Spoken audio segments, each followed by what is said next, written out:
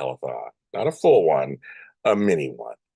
And I'm actually coming on to ask for your help. So this time it's actually for real. But let me see if I can get all this stuff together first before I do all that. It is Saturday night. You guys are like, what? There's on a Saturday night. I never do. This is JLJ this evening live. And turn on that because we do need that.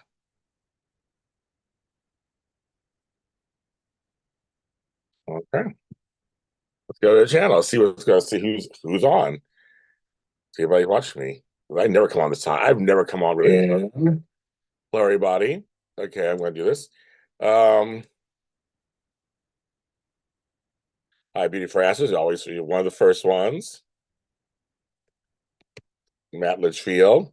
You two, I don't expect anything from. I know you guys are taking care of stuff. It is Vince. Hello, Vince. You're doing more shows, I see. Very good. If you want to come on and join me, Vince, for a little bit, you can. I'll send you the link. We're going to talk for a little bit.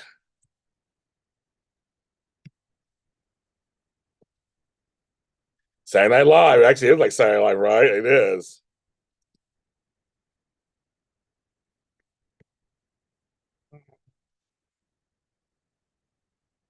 So, yeah, so you want to promote, you want to come on, you can come on, promote it with me. This is impromptu. My next big telethon will be planned out more again.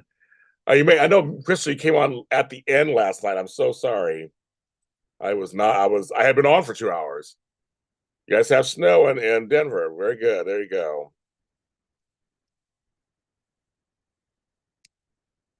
So I'm trying to raise $250. So any amount works. It's fine. It all adds up. I always say $100. So $101 make $100. I always say 100 pennies make $1. That's what I always say. It's one of the two. So CashAPP, PayPal, Zelle, or Venmo. We're trying to raise $250 tonight. I'm going to stay on until I raise it. So see how long that's going to take. It could take 1 hour, or it could take 5, I guess. But I'm going to stay on. I've decided this is a mini telethon, impromptu. I'm going to stay on until I raise it. I think $250 is not a lot. I should be able to raise it. I got to take care of a couple of things that are unexpected. And until I get paid again, which is later next week, I got to take care of some stuff. So I'm coming to you guys. Free Zooms for people who sign up, who send any money. You get some free Zooms. I'll be throwing them in also. Like I said, Matt, and before I'm not expecting anything from you guys. I know you guys are taking care of stuff. So I don't worry about you guys at all. But anybody wants to come join me, come on and join me. You can. We can talk for a little bit. I'll send you the link. I'll have your email address, send you a link. You want to come on.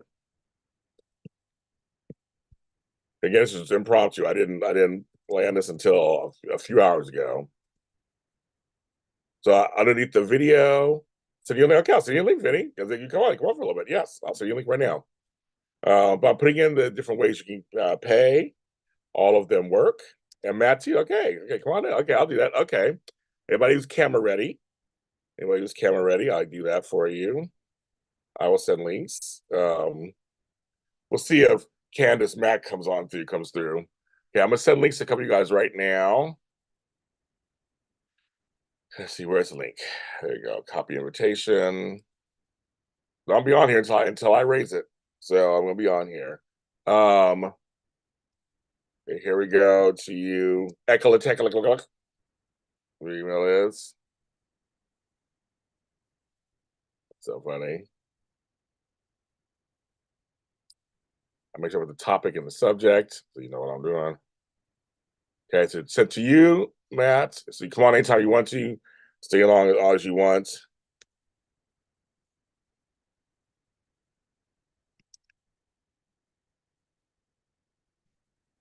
Vinnie, what's your email address?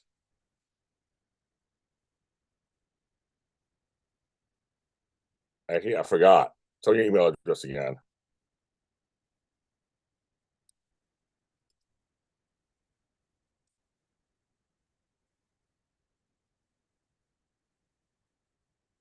And you did get an alert. Okay, very good. I'm glad the alert is out there. Yes, Vinnie, give me your email address again. You can send it to me privately or on here. I just forgot what it is.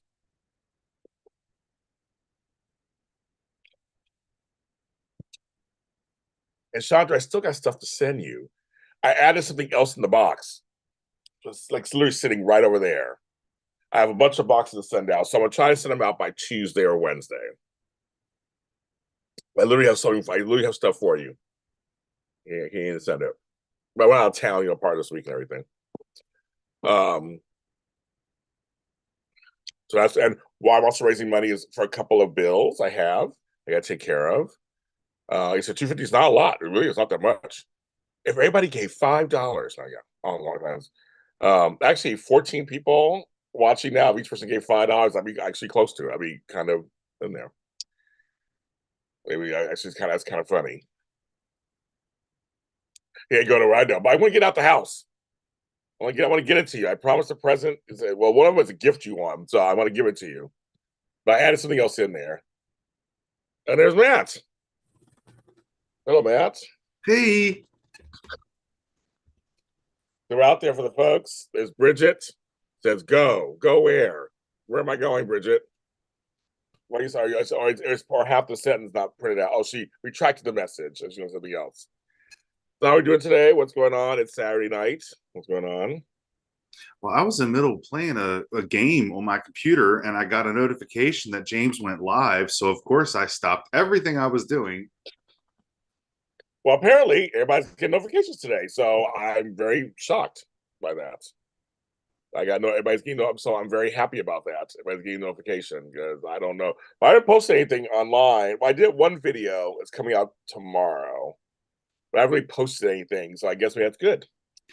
I post a lot of it. I don't get notifications. I had to dig for that information, by the way, James. It was like there was no like official posting from YouTube that says you post X number of vids and it may or may not affect your notifications. It was like a person from YouTube was replying to someone about a specific situation, and it sounded similar to what you've experienced. Yeah. Okay, Beautiful Ash just gave us our first donation. Thank you very much. Um, hold on to a free Zoom for yourself, Beauty. I haven't put out March yet. I think you're already signed up for the next two, right? Are you coming to the oh my god, Sub Zoom or the Leap Year? One of the two. But if you don't use those, you can save it also if you don't use one of those. Did you see what Chandra wrote? I'm getting there. I'm getting Okay. there. First of all, give the person who gave money first. Make sure you get a like so. Okay, so you get a free Zoom. So on to that, and then Chandra says she'll give take two, one free 30-minute session if you donate $25 or more to James Lodge. Or at least $25. If she says $25. So there you go. We got our first five. Thank you very much. I appreciate that. We're getting there. So be fast is always first. So you have a freebie. Hold on to that. So whatever you want to use it. I think you already signed up for this soap one, I think already, right? I think you are. You already signed up for the next two. Yeah, you already signed. So save it. Hold on to it. Wrote up a little note. I'm working on my March. I got stuff going on. So I'm working on my March in April. Have things going on. Anyway, so yes, so I don't YouTube does not none of these platforms now make it easy for you to tell you all the stuff. Because I think it's on purpose, Matt, because they won't be able to change it whenever they want to. Yeah. Well, and for those of you that missed the last staff meeting, um, I brought up a lot of these services that we use on social media and other things. When you sign up to say, I want a Google account or I want an Apple account or whatever, they have it in their terms and descriptions that they can do whatever the F they want with your information. And one of the things that's been buzzing around a little bit lately has been Spotify apparently updated their terms that said, oh, you've spent all this time creating content and you want to share it on our platform. Okay, that's fine. We reserve the right to take your content and monetize it on our own without any release from you. And, people are reacting to this, and it's like, well, this is not a new thing. So it's one of those things, like, so if you create content, you really do need to be aware of how you're sharing that content. Okay, so I know we got another gift. Thank you, Oh, Sharon Jones, for $5. Thank you very much. We are $10 in. Thank you very much.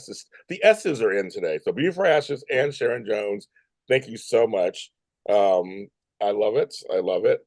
Okay, I'm writing down each also where they come from. So I got a PayPal, I got a Venmo. This is good. So yes, we got PayPal, Venmo, CashAPP, and Zelle. They're all open for you. I'll continue to put them in the chat. But we are already $10 in. So thank you very much. We got it. Yes, no, the thing is, I was talking to another content creator on TikTok today. We're friends, and he was saying how they're cutting some of his videos out. I right now I'm being shadow banned. I know I'm being shadow banned on TikTok. I can't get more than 300 views on my videos anymore. I'm being punished for some reason. So I think, and I'm a TikTok star. So it's been going on for the last like 6 months. And a friend of mine says it's going on for a year for him. So all it says to me is that, you know what shadow banning is, folks? Where they literally just don't showcase your video. Is your video gets posted, so your immediate folks may see it, but they do nothing. You put all the hashtags and things in there, and they will not share it. I was shadow banned once before, but it was only for a couple days, and that was fine again. But I've noticed that every video I put up in the last like 2 or 3 months has not gotten more than 3 or 4, and I know some of them would have went viral. So they're getting bigger views on other platforms. So it's like, okay, I don't know what I did. What I did. So that's how they do that over there. They're cheats and liars and all that stuff. So I don't understand what's going on there. And well, all it means, Matt, is that Vinnie, where are you? Why, okay, I gotta look and see if he sent me the privately what his thing is. We're not in control. That's the whole thing. These services are not owned by us. We don't own them. You're right, we don't own them. And it's that we're using their services. That's right. So we're at their mercy. We're at their mercy. I mean, we can complain. Oh, there you go. Okay. We can complain, but it's not going to. I can't. yes, and copying and pasting. I do not authorize this platform to do whatever they want to do with my content. Carries no legal weight. Yeah. So they don't care. There you go. It's answer, Vinny. Okay. Yeah, it doesn't. Yeah, it doesn't. It just. You're not. You're at their mercy. As like I say, you're at their mercy. That's just literally what it is. You're at their mercy. And that's just the deal. Crystal Bush, JLJ, why? Why? What do you mean? Please elaborate. It's why with 3 question marks. I'm like, why? What? What did I do? Why? Okay, Vinny, come on in. So James, are you going to change the tree on the 29th or the 1st? I was like, I gotta order the next set of ornaments. I gotta order them so I can replace them. It's like, do you want the extra day for Black Oh, History Month? I'll probably send 29. I'll probably send to March. Probably send March 2nd. Shit, I get. Who knows? But right now, I haven't even thought everything that far ahead yet. I have jury duty that week, so that's why I can't plan nothing until I either call me in or I'm done. I hate jury duty so much. Hi, Vinny. Hey, what's up, guys? We're talking jury duty. Okay, 1 second. Why were you shadow banned? That's what I'm saying. I don't know. That's the whole thing. I don't know. I don't. Sometimes some services will punish you if you don't post enough. Some services will punish you if you post too much. Some services will punish you if you post certain. I don't know. I'm at their mercy. I have no clue. I'm at their mercy. I have no idea. But I could tell when certain videos, I'm like, I usually get more than that. And then usually later, I'll see the numbers go up all of a sudden. On older video, I'm like, okay. I think it's interesting because you share on so many different platforms that really draws attention to that. Because, like you said, it's like you see content on one platform explode and not on another. And it's like, but it's similar audiences. Well, I think it's just the same content. You think? I mean, there's certain things I know my peeps will love. There's certain things I just know will give me at least 500 to 1,000 views, and when I don't get it, I give them all the other ones, but that it's weird. I've noticed on X Twitter, I've been starting to watch what I post, the numbers. I don't know if you do that, Vinny. Do you look at the numbers on your posts? I do sometimes, yeah. I didn't for the longest time. I just never did. For some reason I don't know. I just never looked at when I post a media post or a video or so. I never looked at it. I was like, okay, oh, I'm getting some views. I mean, had no idea. Had no idea. Some were 10,000, some are in the hundreds. I never really looked at it before. So now I'm posting a lot more media on X. On X. I do it every time, like your X. On X. I call it Twix. Twix. That's good. I like that one, Twix. Next, I'm like X Twitter. I don't know what the fuck it's called. I got it from Eric Bischoff, so I'm okay with it. So yeah, it's weird, whatever that shit is. But anyway, the whole point is I've never noticed that before. And so recently I was like, oh, I was like also for a long time I didn't look at my stories numbers before reels came. I was like, oh, people are actually watching my stories. They are watching my stories. So I've been named like, oh, I never until recently.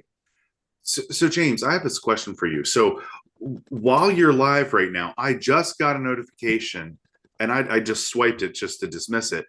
But I guess you uploaded a short. Yeah, about an hour ago, yeah. And it just now notified me. So my question to you is, when you upload content, you personally, when you upload content specifically to YouTube, do you decide like I want this to publish at 1 p.m. I want this to publish at 3 p.m. How does that work for you? Okay, good question. But first, I want to. Chandra says sometimes using a lot of hashtags to get your shadow banned, but you don't do that. I don't use a lot of hashtags. I use like 3, maybe 4. But also, too many hashtags don't really help anyway. So I don't hashtag that much. So what I do is because I have live content and I have set content, right? So when it's the set content, I set it up for later. Literally, all my coffee and conversations are already up for the next 4 or 5 weeks. And they're all scheduled. All my extra connections are already scheduled. Anything that's it's already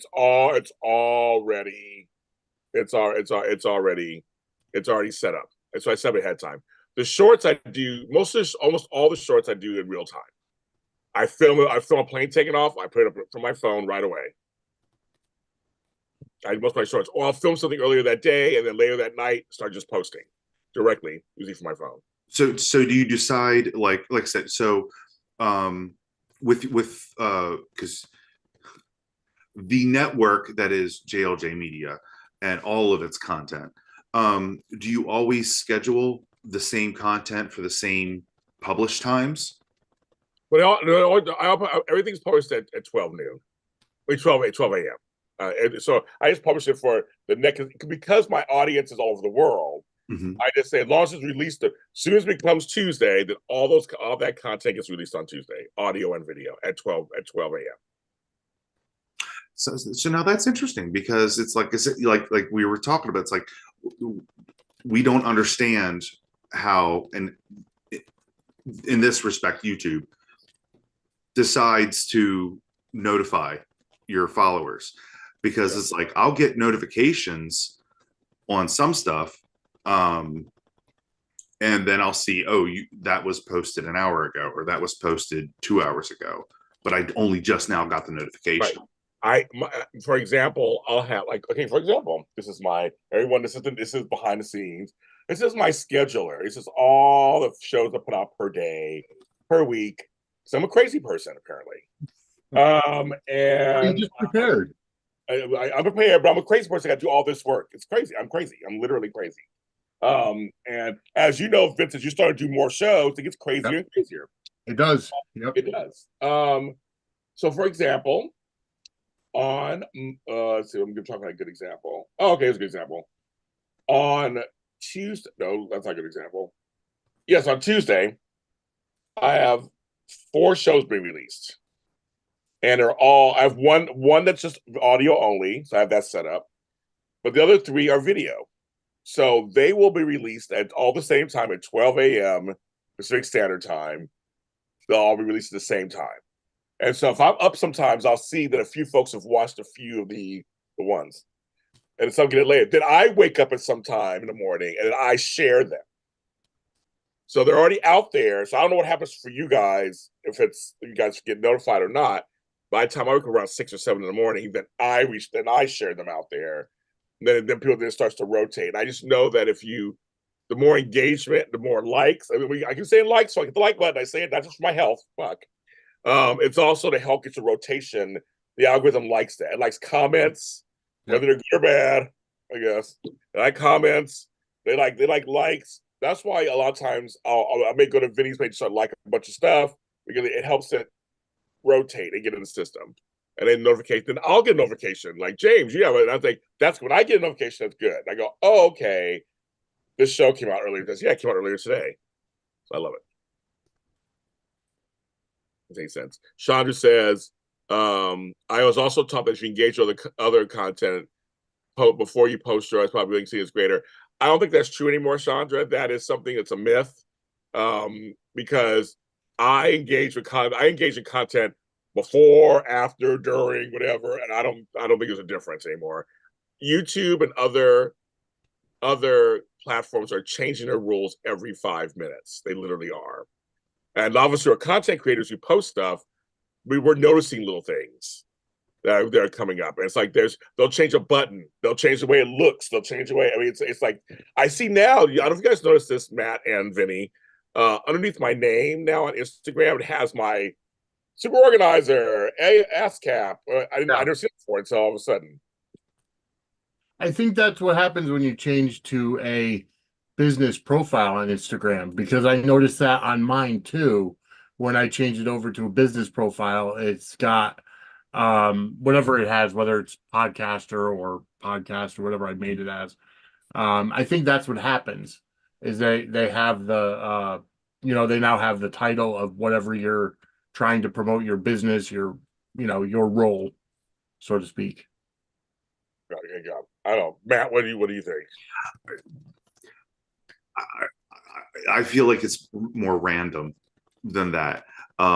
It's kind of like one of those. It's like picking a name out of a hat kind of situation, where because I had set up a business account so that I could promote things. This was even way before Scott and I got into Spectrum celebrity events, and I don't know. It just seems I've seen what you guys have observed, and I've not seen it happen to other people. Right.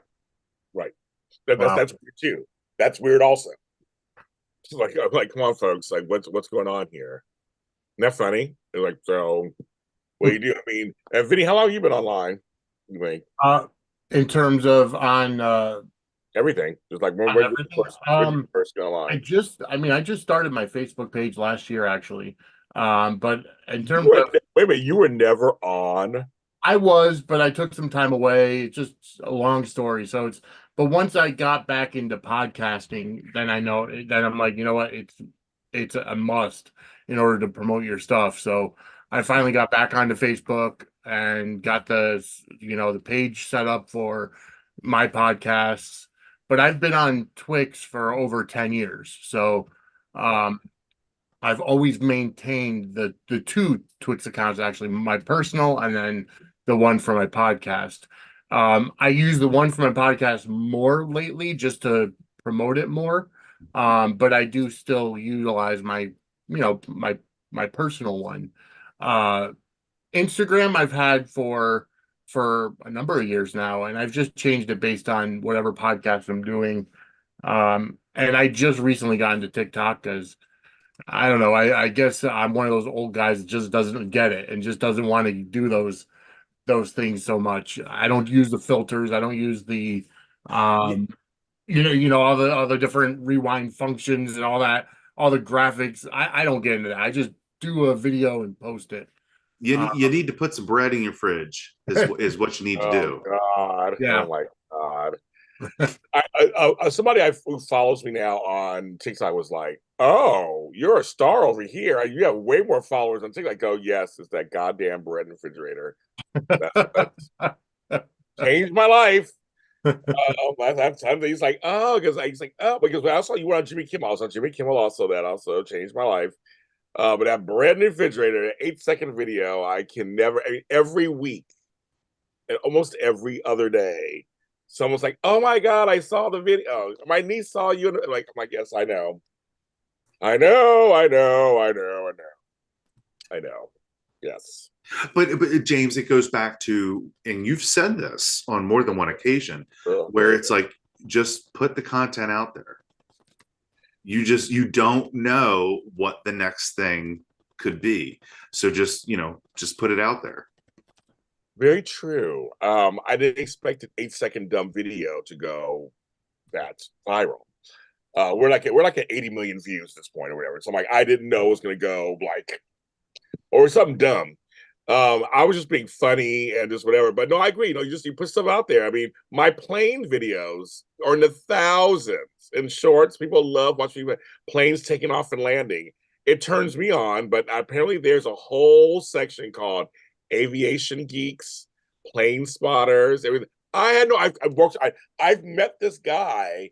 His channel is so popular. I watch him in the morning. He goes to LAX and filmed. It's like sports commentary. Here comes the 740. Oh, no, 1 second. Here comes the 747. That 747 is coming in. Oh, it's coming in. That 747 is coming in. That 747. Oh my God. So LT 11, LT 11, LT. It's fascinating. I'm like, oh my God. I'm watching this fucking plane videos of planes landing, taxiing, taking off. It's called LA Flights, folks. It's not a joke. I met the guys because I go to that same spot, and it is amazing. It's amazing, you guys. It's like when he talks. It's like literally it's like he's doing comedy, like he's doing sports. It's the craziest thing. It's the craziest thing. So yeah, that's so anyway. So that's what. So my plane videos do very well too. So you never right. You never know what you put up there. I told Vinnie about that. Just post content. You may get 2 views today and 2 views tomorrow and 2 views but at some point you keep doing it. It will. I grew from nothing. I came from scratch. Scratch. I mean, Tony and I both, we're from scratch. All of us came from scratch. Yeah. Right? How are things going for you on that area? Are you getting more views? People coming to starting to tune in? What's going on? Yeah, I mean, my Monday night show is getting the most live views, but the Dockside of the Bay is getting the most rewatch views. The podcasts itself are kind of taking a hit for some reason, but I'm getting more traction on YouTube. So it's because I've actually changed the model to the point where YouTube is the main, and now whatever we record on YouTube is going to the podcast the next day. So I'm still getting some listens, and I'm getting a lot of listens like days, weeks later. Like I look at some of my older stuff, and even though it's not timely for soaps or whatever, it's still getting the listens weeks later. But I will say that Dockside of the Bay is getting more traction in terms of the rewatch, and a lot of that's because we're getting posted by Gregory Martin, who created the Bay, Good. and the Bay Twix account itself. So we're getting a lot more traction that way because we're being promoted by the actual show. Um, so that's really working. And I had asked James before I even started Dockside of the Bay if he had a podcast about the Bay, because I'm figuring, okay, well, it started as a web show, so there's got to be some podcast out there for it, but That's it. it wasn't. It was unexplored territory. So Yep. I did the first one myself, and my second one I started with my new co-host Kim, and now we're going 1 episode a week. And I think after we finished the Bay the Beginning, which is the first season on Tubi TV and Amazon Prime, and we get into the actual Bay series, and we're going to do 2 episodes of the Bay per episode of our show. So it'll go a little faster. But I'm enjoying it. I mean, regardless of whether it's making money for me, I don't care at this point because I'm having fun. But I do, at some point want it to become profitable, but that's Yeah. going to be a while down the road. Yeah. Okay. So first of all, before I comment, tell everybody what your different podcasts are. So Thank Monday nights at 10 p.m. Eastern, Suds News, which is basically about General Hospital. My co-host Christy and I talk all about General Hospital and everything. Tuesday night at 10 p.m. And all these are on my YouTube page, youtube.com/@Suds and the Squared Circle. Um, Tuesday night at 10 p.m. is Dockside at the Bay, which is all about the Bay. My co-hosting Kim and I talk about that. And then I do Squared Circle News, which is about wrestling. Last night, Matt from 10th Floor and I talked about all about wrestling and all about what was going on with Vince McMahon. We had a good conversation about Bret Hart and some of the other comparisons between wrestling and soap operas. So that's there now as well. And I just posted the podcast version too. All of them are on the same podcast feed, Suds in the Squared Circle, and they're all differentiated by the logo as well as the title. But those are my three things, and branching out into other ones, working on trying to get a podcast or get one based upon my gym, more about health and wellness, and trying to get one about mental health with a friend of mine, and then trying to get one with Bold and Beautiful. So um, there's a lot of stuff on the horizon that I'm just trying to get the stuff done. And I got to say, James, Amanda Russ from your B&B mini spotlight and Y&R mini spotlight, she was on Square Circle News last week. We talked about wrestling, and I didn't realize she was a good wrestling fan. So I'm getting co-host for the Squared Circle part, but either way, I'm putting out content as best I can. Yeah. Well, I think I was just say, I just wanted to say, you just picked up another subscriber because I just found a channel. All right, okay. cool. Thank you very much. Yeah, as I said, I'm here to promote. Here to promote everybody promote their stuff. I was saying there's several things I want to comment on, and one is it's funny because I started doing the Star Wars stuff with Frank Moran and John Dunphy and Ryan Nielsen. We started doing the Star Wars stuff, and there's so much Star Wars content. We thought ain't nobody gonna watch us, but I'll get a few people. Like our lives are not that big. We get a few. Our audio version of all of our shows are huge, thousands. But here's what's funny: you just said something that's true. Also, sometimes people go to their regularly scheduled programming first, but because they're so hard up and want to talk about it 24/7, they come to the other folks. So a lot of times, if you have a good title that talks about what it is, they can find you easy. Then when they type you in, then you pop up and it's like, oh, let's talk about General Hospital also. After they've watched me or Sunday Shift or Pier 54 or Sisters, like they'll go, oh, there's another one on because the fans want to talk about it all the time. You know that. So it's and like everybody has different opinions, right. Right. That's why I listen to multiple, soap opera podcasts. I started listening to the stuff on AfterBuzz, and then I found Pier 54. Then I found your person, this one that you have, the GH Mini Spotlight, and then because of you having Matt and Kat on, I found the 10th Floor. So it all just flows through, and it helps with the networking and the fact that we're all so closely aligned, and we're not competing. We're all friends. We're all trying to promote each other. Yes, but everybody forget I was here one of the early ones. Don't forget me, people. I ain't gone. I may support the younger ones, but I ain't gone yet either. Forget about us. But no, Kat said I saved her life. Remember she said that, man. I saved her life every night when she was going to work, listening to me at AfterBuzz. I'm like, that's so funny. And they started a podcast. So I literally influenced. And Amanda started her podcast because of me too. So it's funny. I have influenced a few folks. Thank you very much.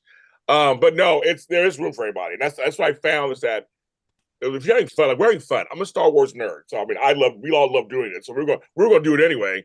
But we got this audience happen. Just keep putting content out there and make sure your show is easy to find. Make sure they do have these cutesy titles and everything, but if no one knows what the fuck it is, don't come up in those circles, then they can't find it. You gotta make sure it's like dockside of the bay, bay. That's a word that comes up. So like if I can type in the bay, it will come up. And that's what's so like, I am the goat. Thank you, Sharon. I am the goat. Bad. That goes that lamb. The point is, okay, I can't do farm animals. Sorry. Point is, there's a plane to go around. That's why I want to mention that. So I always say there's plenty to go around. There's enough podcasts to listen every single day. That's like literally something every single day. Yeah. The other thing you said, I was saying, but you said that I want to bring up too, is like, folks, like you have to just keep going. And I said, just keep having fun with it, keep doing it. You found a niche. I don't do everybody assumes I do every single on earth. I love that assumption because it means they come to me first, which I appreciate. I don't do every single one. I can't. It's only me. Can't. And so even though I know Gregory and I'm friends with all the producers and I've had them on my shows, interviews wise, I've never done an after show for it. So it's kind of good that you're doing it now. There's no other after show for it. So now you're tied in. If Gregory is supporting you, you can start having guests on the show if you want to. And I mean, who knows what else would that lead to? And maybe your entryway in will, because my entryway in was Days of Our Lives. Maybe yours will be the Bay. I mean, so to speak. Yeah. You think it's one, but it becomes something. It can be something else, and you can still do. Hi, David. So David, I'm trying to raise money. So I've already raised $10. Sharon Jones gave Empathy for Ashes. Trying to raise $240 now. So CashAPP, Venmo, Zelle, and I put it in the description. Or what's the other one? PayPal. Any of those work? So in there. So I'm doing that tonight. I'm staying on until I raise it. It could be 4 a.m. I'll still be on until I raise it. Hopefully, it won't be that long. But yeah, so I think you come on doing one thing. So, and also you were saying, Vinnie, you had started out doing something a certain way, but now you're changing a bit. You changed the main way. Your first thing you changed it, right? Yeah, because at first I was just doing the podcast. That's it, just audio podcast, and then I wanted to go do YouTube and do live on YouTube, and I thought, you need the graphics, you need all the titles, you need all this other stuff. But then when I'm watching James, and I asked James specifically, I said, how do you stream? Because I downloaded one broadcasting app on my computer, but in order to do the camera and get somebody else on, you got to use Zoom. So I'm using all this power on my computer that my live feeds were terribly just buffery and then just so spotty. And I'm like, how do you do it? And he's like, oh, I just do it right through Zoom. Well, crap. I mean, it's like I could do that. So that's what I've been doing. And I've just been doing live with Zoom. I haven't needed the intro song or the opening song or the titles and the lower thirds and all the graphics and everything, because people will tune in as long as your opinions are your opinions and you're genuine, and they'll tune in just to watch you. They don't need, they know they're not tuning in to watch something that's produced by ABC. I'm producing it from my house. I'm producing it from the Maria Apicella Studios, which is my computer, So yeah, I mean, I just simplified stuff, and it's all thanks to just asking for advice. I had to realize that I didn't know everything, although my wife seems to think I still, like to think I know everything. But you know what was funny when I did tell Vinnie stuff, but it's also, if you want, there's also StreamYard. Yeah, which you can do all the intros now. But I'm no frills. I am James Lott Jr., mass producer. I've been saying for years. I give you straight up content. And I've seen people have great intros and great things, and they get no views. I'm like, I mean, you can have all the great stuff going on out there, but if you don't have the meat. Yes, Matt? I just want to say I love that you had credits for your shopping trip with Flobo. I do. This season, I added credits at the end. So you have to watch the credits. So I have a show called The Really Quick James Lott Jr. Show for season 6. I've added credits at the end. So now you have to watch every episode. The credits are different every episode. I did some fun stuff in the credits, but I added that in there. That's not live. That's for fun. Well, a lot of us, because we come from AfterBuzz TV, we love live. Live is doing live isn't easy for everybody. we've been trained. I did it for 7 years.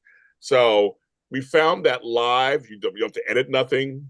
Whatever's said is said, but also it trains you to kind of how to host and how to talk. And it really helps shape you in that situation. How to talk succinctly, the whole thing. You don't have time to like think about nothing. You just go in and do it. And so it's really interesting. I started finding as I went solo, and so my colleagues were all like, "We're just gonna come on," and because people are on YouTube meandering around, I know we notice the numbers are bigger than when we just post something because you get engagement. Like right now, I have 20 people watching right now, and I have 15 likes. Thank you. Oh, you like the flow of video? Thank you. That's fun. There's more parts to it. That's just part one. There's like 3 more parts to it coming up every week. But it's just like just put it out there. Folks just want to see something good. All the trappings are great too, and I have some stuff that is produced that I have intros and outros for. My coffee and conversation, I have a whole intro and all that stuff. But that's all taped. That's all taped and edited and stuff. But these shows, I'm like, I'm here. Hi, everybody, I'm here, and that's all you got. And just start talking, and that's why I'm successful because I just here it is. Here's Frank Moran. Let's start talking about General Hospital. Great, fancy, whatever. That's not gonna do anything. Yeah, like I'll do the intro for the yearly Sudsy Awards that I'm gonna keep going with, but that's because it's gonna be pre-recorded and then I'll edit it together and then put it out there as a bonus episode. But for the lives, I just go live now. It just simplified everything. Yeah, and so I like to save all my stuff and turn it Yeah, into video. yeah. You can go straight live on YouTube too, if you have Yeah. enough people. I guess I don't know if you have enough people, enough Yeah. stuff. So I can go live through YouTube, but I like to save my videos. Plus, you never know what'll happen, and videos can get deleted or chopped or whatever. So I like to have all of my stuff, which I do. I have every single video that I've ever done. I have every single audio that I've ever done. I make sure I have that because you just never know. Yeah. James, are you still uncovering content that you realized you didn't have like a year ago? Remember when you were going through the storage unit and you found some old stuff? No, well, see, that stuff was pre this James Law Jr. Yeah. So all that stuff was civilian James Law Jr. There's nothing.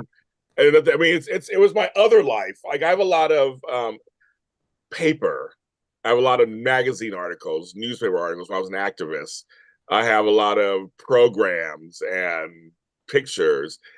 So that's so for you as a patron, I've been sharing all that stuff. I've been finding and sharing it on there when I can. But I have no videos or nothing because that wasn't me. I wasn't doing that. I didn't come into this world till 2007. So that's when I first did house. That's my first foray into anything. Everything else, I found my hand modeling stuff. I was a hand model for a while. And if folks, you guys are old enough, Scottie Pippen was a basketball player. Yep. And I had the same coloring as him. So, and all the Intel Electronics folks, that's how old I am. Intel Electronics had a monthly newsletter magazine, and I was the hands that palmed the basketball for the ads for Intel Electronics for Scottie Pippen.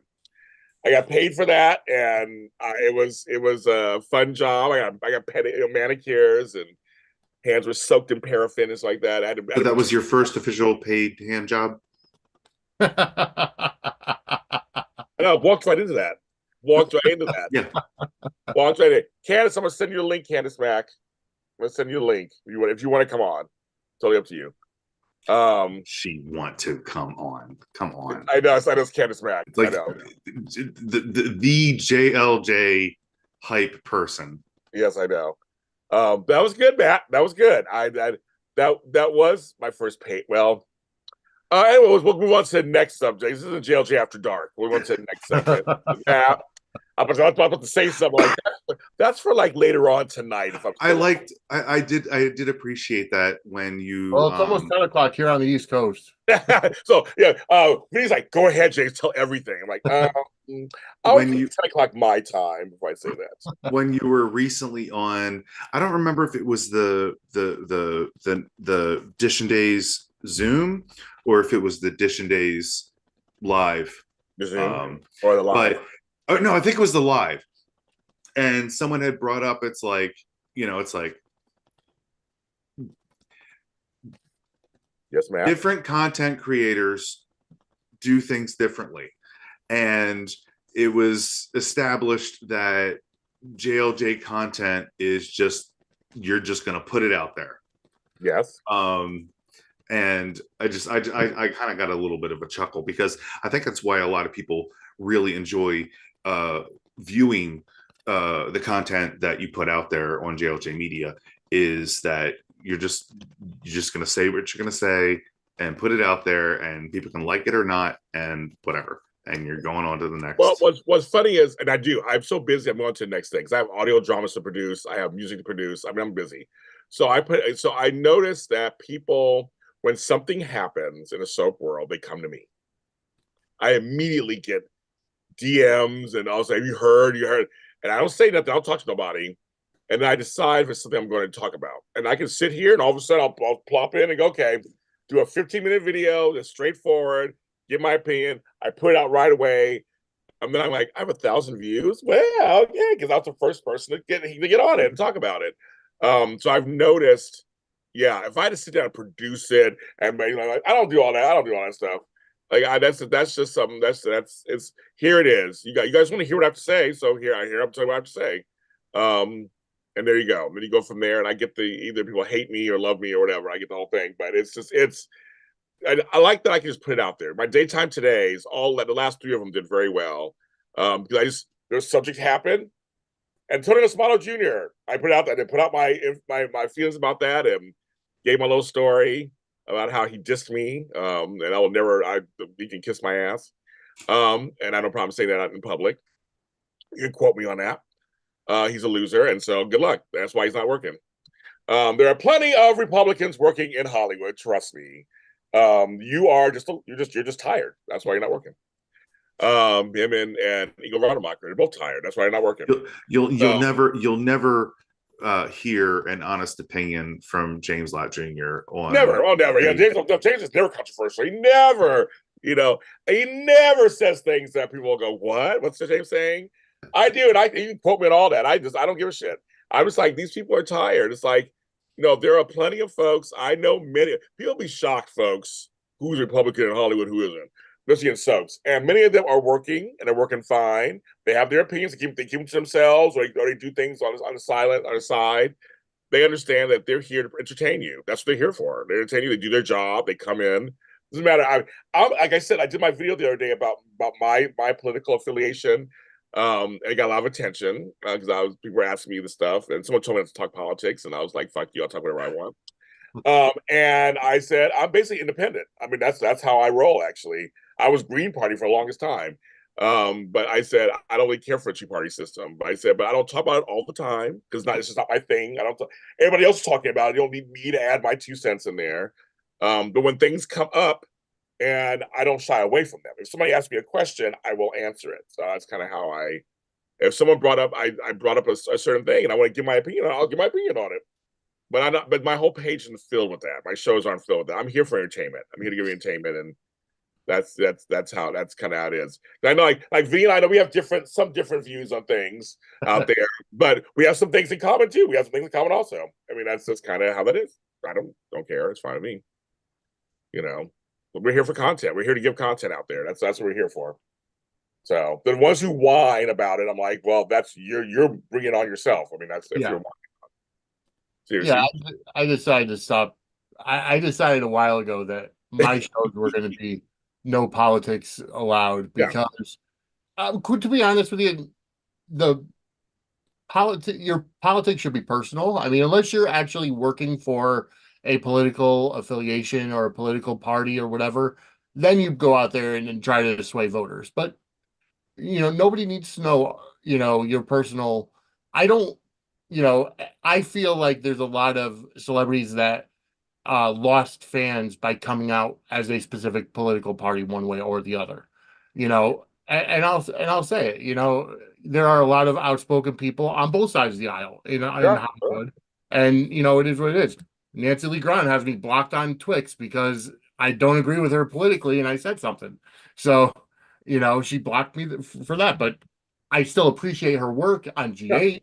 yeah, sure, yeah. You know, and that is Well, even what was it? Beyonce and the Dixie Chicks, and I was like, oh, cool. Beyonce had the Dixie Chicks on stage, and to me, that was not a political thing. right. But if you look at the news feeds, Oh yeah. it is a political story. Oh, there's Candice Mack. It's Candice Mack. We got to give her time for that Maryland internet connection. Shut up.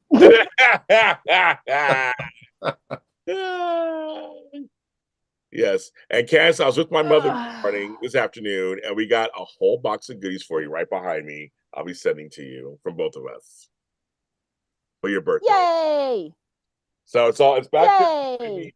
I gotta send it probably. I'm gonna send it Tuesday morning. So hopefully I'll get them right Thursday. Yay! And I just got my DVDs back. I sent you. I've been sending her stuff, sending her good stuff. Yes. Yeah, So I can finally now can enjoy. So I am trying to raise now $240 tonight. I'm gonna stay some mini telethon. I'm gonna stay on until I raise it. So I've made $10 so far. I've been on 50 minutes. I know, not good. Usually I get more than that by now. And it was a payday for some folks too. The 15th was a couple days ago. Yeah, we're gonna work it out. I'm gonna work it out. I usually make it, so I'm gonna work it out. I know. People are gonna hate the chicks forever. Some will. And that's their business. They hate them. They hate them. That's their business. I was never into them anyway, so I was never into them. So I wasn't a not fan or a fan. I wasn't into their music. I was just an Twain person. Sorry, Garth Brooks. That was me. I wasn't even a Tim McGraw person either, or Faith Hill. She was okay, but I was a Shania and Garth. Those were my two. I was because I'm man. I feel like a woman. You know, I got to tell you, bringing that song up, a friend of mine, we went to a bar for karaoke one Halloween, and he dressed as a woman. So he, and he got up on stage and sang "Man, I Feel Like a Woman" by Shania Twain. When I tell you, like, if you've ever gone to a karaoke night at a bar, you have the people that are there for karaoke, but then you have the people at the bar that really don't give a shit.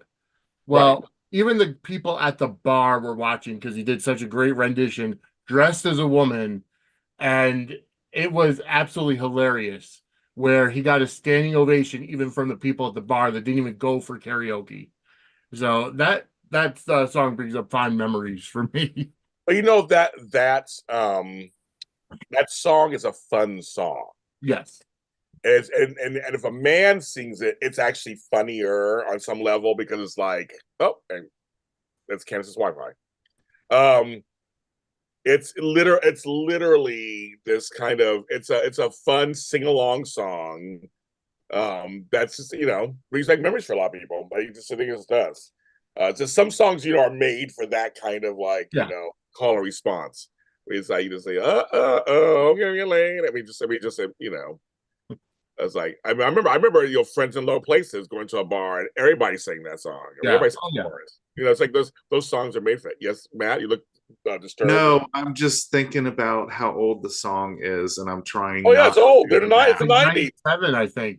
The 90s. Yeah, it's from the 90s because I remember working in a nightclub and that being a popular karaoke open mic night song. Yeah. You have to remember, Garth Brooks came out in 1989 with Fences. That's the phrase. He came out in 1989. And then Shania came out like in 91 or 92. So I remember working at a record store. Remember those folks?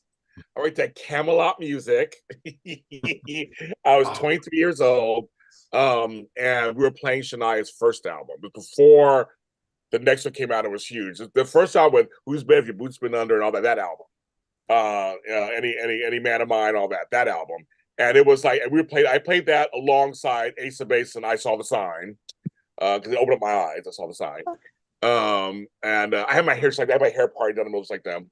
It's crazy. But anyway, so the Shania, I played that over. We were playing CDs over the speakers during work. And they're like, James playing Shania again. But that was like 92. We're talking over 30 years ago. Like this shit's old. Oh, is he gonna grab something? What's he grabbing? Uh-oh. You're back, Candice. Yeah, you kicked me out. I didn't kick you out. I was talking. We were talking. This is grown folks are talking.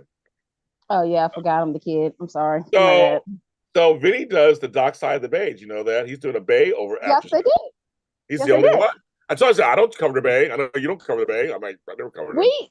Soul Party used to cover the Bay, and then the Bay went off for a few seasons because of COVID and everything. So we used to cover a lot of the web dramas like Anacostia, Venice, and so forth. And then again, COVID happened, and nothing was in production except for this one audio show that came out during the pandemic that won an Indie Series Award. That I don't know, just put JLJ on the map too. It put JLJ Media on the map. It right there. If it wasn't for Candice, I would have never known about the Bay, because her and Anthony on Take Two Radio actually told me about the Bay. Oh, I've never heard of it before. well, another connection. Okay. Yeah. Oh yeah, I've been a Bayer. Yeah, that's what we call each other, the Bay. When they started on YouTube. You're on YouTube. Yeah, they started on YouTube, and then they got their big jump, as we all like to say, and became the Bay that you see today. So shout out to them, because they, just like Anacostia, they come, that song, we started from here and then we're up here. Literally, they started down there to up here. Girl, we started from the bottom. No, you missed something. I'm gonna be really nice because it's not late night. It's not late night. It'd be nice. It'd be nice. We're already talking about paid hand jobs already. So yeah, I heard that. I literally. That's what Tony I JC wasn't here, so I had to say exactly. something. He said it. I was like, oh my god! I walked right into that. Wait a minute. Hold on. So y'all just said his name technically 2 times. That means no more time to show up. Yup. He's gonna be like this. Hey. I know. Well, it's funny. Some folks got my notification. So I don't know if he could be with his mother. He takes care of his mother. Yeah, his mom. Yeah. He could be sleeping or doing something with that. Or he just knows exactly when I'm on here. That's true too. That's true also. That's true also. Mm-hmm. But that's cool. I said nobody else does the Bay after show. Nobody else is doing it. So that's actually very smart. Yeah. They're filming a new season, aren't they, right now? They're filming a new season, right? Yeah, I think they are. Yeah. Their new season. Well, their latest new season that they filmed. It was different times that they filmed it. It's out now, and then they're going to go back in a couple of months and do the continuation with some surprises. I would be remiss if I didn't mention that Mr. Mike Manning will be appearing in National Harbor, Maryland in March on the 23rd. So there's that. Mm-hmm. So Matt, will you tell us while you're on here what it is you're talking about? SpectrumCelebrityEvents.com.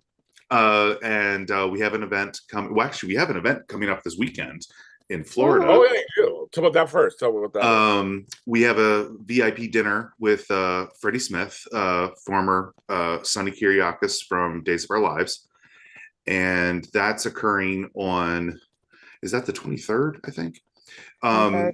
And 23rd, then the next day, the day players happen to be performing in Orlando. So we're going to go to their concert there, just as fans.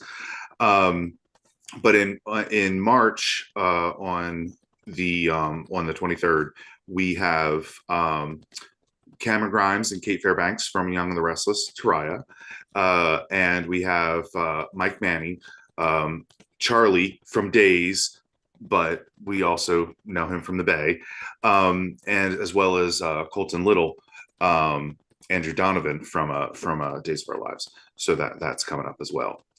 But so.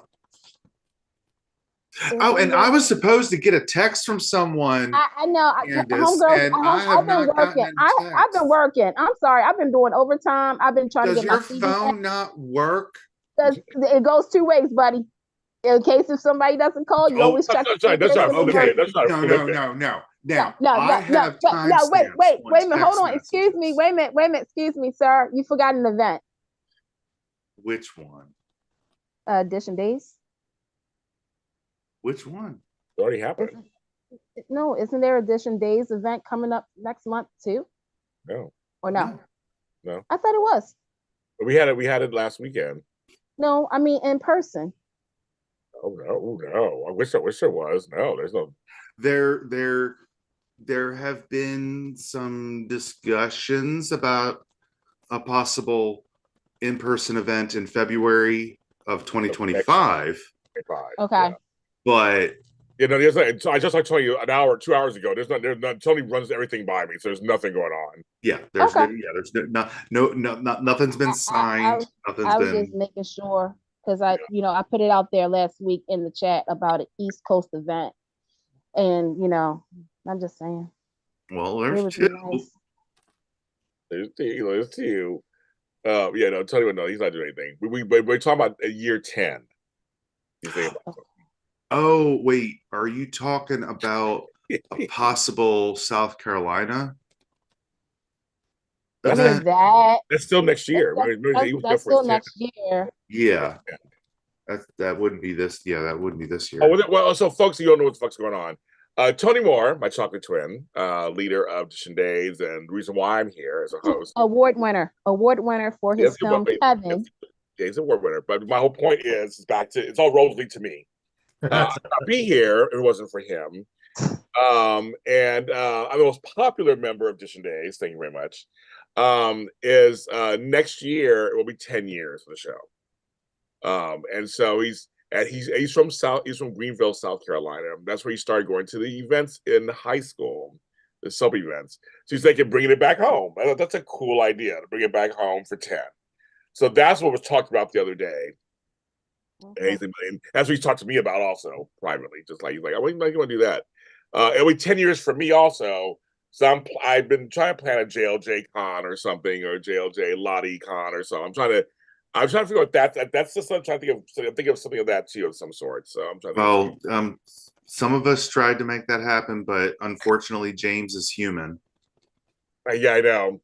I am, and again, once I get all the information, I will let everybody know exactly what's going on. But I will not be at I had to cancel 3 events and Madonna tickets next month that I will be having. I think I'm a little bit more upset about that.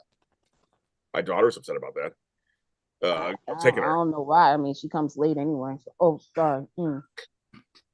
Okay, okay. First of all, you're not gonna come on here and disparage my queen. First of all, you will not be doing that tonight. Number 2, my daughter I forgot we was doing this. I forgot we was on live. Yeah. I forgot. And my daughter and I promised to take her to see Madonna for the last like 20 years, never took her. So I was going to take her finally. So that's good. Oh.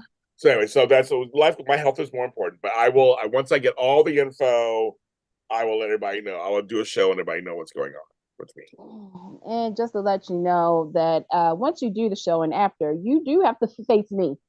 You have to hear my big mouth because I'm gonna probably be the one that's gonna call you and saying, so because James, you're a part of my family, so you can ask my family. Since when they get something from the doctors or something, I'm the second one. I'm like, so you knew about this how long? And you didn't. I understand life happens, but you need to put yourself first. My mother, I know. when she got breast cancer a couple years ago, she didn't tell us until she got all information first, and she called us together.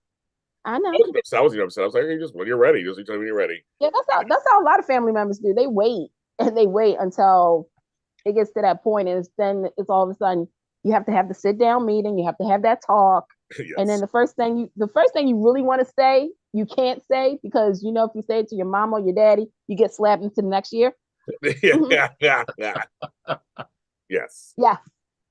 That goes. Yeah. So shout out Aunt Bridget. Aunt Bridget.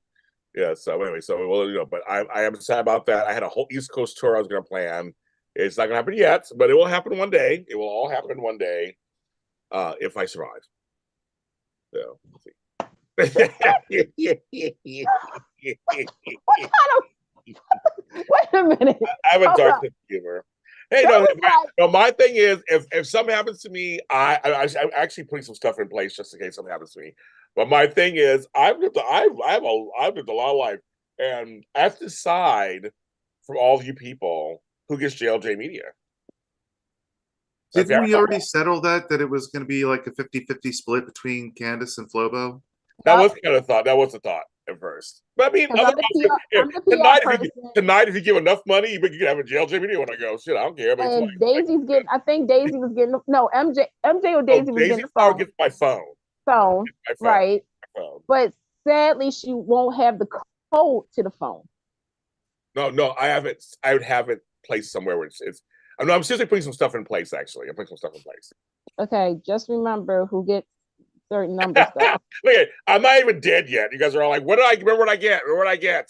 See, Vinnie, you have kids like I do. That's how kids are. Wait a minute, you can't go nowhere until I come out to the house, in the yard, in the garden, and come in the house. That's all I asked for. Like, that's what I want this summer. Look, you better not go anywhere. So it's funny. So you go to my brother. Go, hi, JR. I'm sorry, but James said he wanted me to be here in his garden and to his old room where he used to live. That's a very sore subject for some of us. Yeah, I know. Matt's upset too because he hasn't been to the garden either. Matt, what are you doing? What are you doing in June? If the daytime Emmys is actually happening in June, do you want to go? Do you want to go and go into James's yard? I'll go any day of the year. What the fuck? He's like, what the fuck? James doesn't even have to be there as long as the cops. No. He has to be there because other than that, people are gonna think we're crazy. I mean, we're all crazy. Well, people think that about me already. So I know, but still, we have to have so when people say, excuse me, what are you guys doing? And we're like, our friend's James there. Don't worry, he's cool. He knows. See, Vinnie, usually when people come to my garden, I put them to work. Oh, okay. I put Amanda to work. I put Kat and Matt to work. I'm like, can you water that plant's way over there? I hand the bucket. No, you come to my garden. You have to go to work. I have a huge garden. If I ever make it out there, it would be an honor to work in your garden. I would love to trim some shrubbery. You're not trimming bushes. That's not what we're doing. I will. What we're doing? We're talking about watering. Hold on, wait. I will gladly wet your plants. Okay, hold on, Todd. Wait. If you want more jokes like this, donate to JLJ Media. If you want the dirty, show us the money. Oh my God! Okay. So my sister just donated $40. That's so funny. Okay. Oh God. That's so he funny. takes Venmo, CashAPP, Zelle. Also, you can do super chats, but he'll get them on the 21st. Well, this one, no, right now, no, because I'll get to the next month now. I think it's okay. So next month. So if you want to help him for March, do some super chats too. Okay, like and subscribe. Okay, I see you. Like and subscribe and tell a friend. Shoot. And if you're watching this later, you can also do the thanks. Oh yeah, it's a weird thing. Oh, yeah. And that goes towards that as well. So I'm changing the amount. So now I need 200. So now we're down to 200. I've been on for 67 minutes. My age. Let's see. Oh, so that's a Tony Moore thing. If I forgot, keep getting. No, you're way. Well, guys, I'm gonna take off because it is late here on the East Coast. I got to work for church in the morning. Vinnie, it's only me, Matt, and you. All of us are on East Coast. It's not late. He has to go to church in the morning. Yeah, I got to be up early for church. I gotta go to church too tomorrow. He has to love the Lord tomorrow morning. So you see for him. Amen. Just put on a big hat. What? I said, just put on a big hat. A big hat. That won't keep him awake. We'll keep him awake. Well, thank you. So everybody follow him at Sudson Square Circle Podcast. We put the links in the chat here, but follow him over there and see what the fuck he's doing. What's going on over there? Vinnie, I'll talk to you later. All right, talk to you later. Bye. All right. Bye. Okay, so replace pin message. All right. Okay. So thank you to Beauty for Ashes, Sharon Jones, and my sister Sandra. Thank you guys. We've made $50, our first 50. So we need $200 more. That's it. Just 200. That's it. That's all on you, Candice. It's on you, Candice. It's like it's on you. I mean, hey, I can do this. Okay. I can do this all day. Say your godmother and all them. So you're taking your presents from you and give some donations. So Actually, hold on. Wait a minute. Hold on. Wait. Wait. I gave them free. I gave them free entertainment. Yes, you did. You say you give $20 or whatever. They give $20 or whatever. No, because one of them, I'm not putting anybody's business out there, but I am. Since somebody went to a casino. Oh. And that's all I'm going to say. Because I don't want no robberies. I don't want anybody to get robbed. I miss casinos. I miss casinos. I miss bingo. That was my jam, going to bingo. Bingo's fun. Bingo's cutthroat though. I won the last time I won, but the first one, the old lady was like, "Are you sure your ticket?" I'm like, "Oh yeah, but why is it the old people that always give you sass though when you win?" I know. It'd be the nice little ladies over in the corner, right? That's what it was. It was the old ladies. She wanted to with the church stuff and the Jesus and everything. They'd be like, "Oh, hi, baby. How you doing, sweetheart?" As soon as it's like the bingo, like straight shot, and it's like, let's just say, oh, the jackpot is, I don't know, $200, right? As soon as you hear somebody say bingo, they wait to make sure that everybody, catches up and just in case. And when they say only one winner, $200. That son of a, she always wins. That hussy, and it's like, ma'am, like, it's the Lord's table over there. I know. They're just there. I mean, they're rough. No, man, seriously. Oh, they are. They're rough. They could be the sweetest people in your face trying to get you that Mary Kay stuff or He's a Mary Kay. He's all Mary Kay. Okay, for those who've gone to bingo, you know what I'm about to say. There's always that section that has the Mary Kay products or what's the other one? Shoot. Avon. And they over there with the little, the nice little crochets and trying to sell stuff and, has the little mints and all that. But as soon as you win at least $100, $200, or even granted $500, you're like victim number one. You're public enemy number one over there. I should know. Mm-hmm. That's when you hear that Law and Order, that dun dun. No, you don't even hear that Law and Order. You hear the unsolved mysteries because you're trying to figure out the mystery of how these sweet ladies all of a sudden try to attack you and calls you every name in the book because you won $500. Not my fault. Yeah. How you gonna buy 13 bingo cards at night? I'm sorry. Lord, please don't. I'm sorry. He's just trying to make a good living. I understand. Back to what you were doing, Candice. You were on a mission. I am on a mission. I'm trying to make sure I'm seeing if my godparents are online right now. It's 10:20 your time. It was not too late. Hello, they party. They club sometimes, okay? So I haven't clubbed in a long time. Ooh. Sure, I told you my godparents, as soon as they got their last kid out, okay, real quick, some of you guys already know this. During COVID, they would come on Facebook Live and they would turn their living room into Soul Train. Oh. Right. They literally pushed everything out, and my godparents would do some dancing and stuff like that. And they was like, the young kids don't know about this. They don't know about the clean dancing. And I always made comments because I was just like, who is actually watching this? Well, it turns out 23 people was watching it. Just like you should be watching JLJ Media. Make sure you like and subscribe to all of his content. While you do that, I'm going to refill my drink. And while you do that, refill and donate. Okay, you see how you got JLJ Media products. Hello, you got t-shirts, you got totes. What else they got, Matt? What else they have? What else does JLJ Media have? Content. Tons and tons of content. Exactly. And are you on Patreon? Yes. Did you subscribe on that time? I mean, yes. Actually, I was a level 5, level 2 $5 for quite a long time, for almost 2 years. Right. And unfortunately, when I retired, I took a big hit in my. Tell all that part. We don't have to tell that part. Anyway, but I maintained at the $1 tier.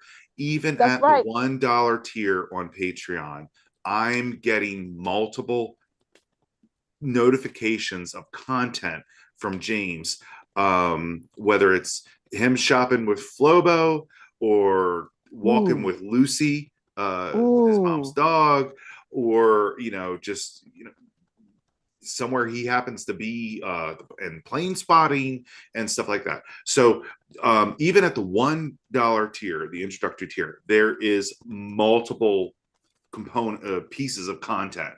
So and as you go up in the tiers, you're obviously getting even more, to the point where you're getting monthly one-on-ones, right? Sessions. So there's so much that you're getting for not, quite honestly. I mean, how many people can you say that they pay $20 a month or $50 a month, and they're getting personal consultation from a life coach, as well as all of this other content? I mean, let's think about it. I mean, if I go to a freaking therapist, that's going to cost me $100. Exactly. And half of us don't even like our therapists. Yeah. Like, wouldn't you rather have somebody that is seriously like a brother, a father, an uncle, just like a friend that you can talk to, and while you're talking, you can donate. That also is going to tell you the truth in more ways than one. Uh-huh. I'm just saying. Oh, James is back. Daddy's been back this whole time. I'm looking at what kind of show? What kind of show is this now? We now saying Daddy. Okay. All right. And okay, what the heck is happening here? We've said no lies. Yeah, that's true. There's no blurred lines around here. I'm a father of 2, so yeah. Yeah. A grandfather of 5. Right. I am. He also does a grandfather. My grandson, Trenton, will be 2 years old on February 28th. Already? Already. The first one's already a year old. He was a year old last month. I know. They were born during the pandemic. I know. Okay, my granddaughter Scarlett, my only granddaughter, my cherished, wonderful granddaughter Scarlett, a week later will be turning 19. That's the face my mother gave. Benita. Because I remember when you said this girl was turning 17. She's a grown-ass woman. Well, she ain't grown yet. Sorry, Star. You ain't grown yet. No. I love Scarlett. She's so much. She's the one who will save me. Not everybody. It'll be her. I have 4 grandsons. Now, then I have this granddaughter. I'm like totally wrapped around her finger. She still ain't grown.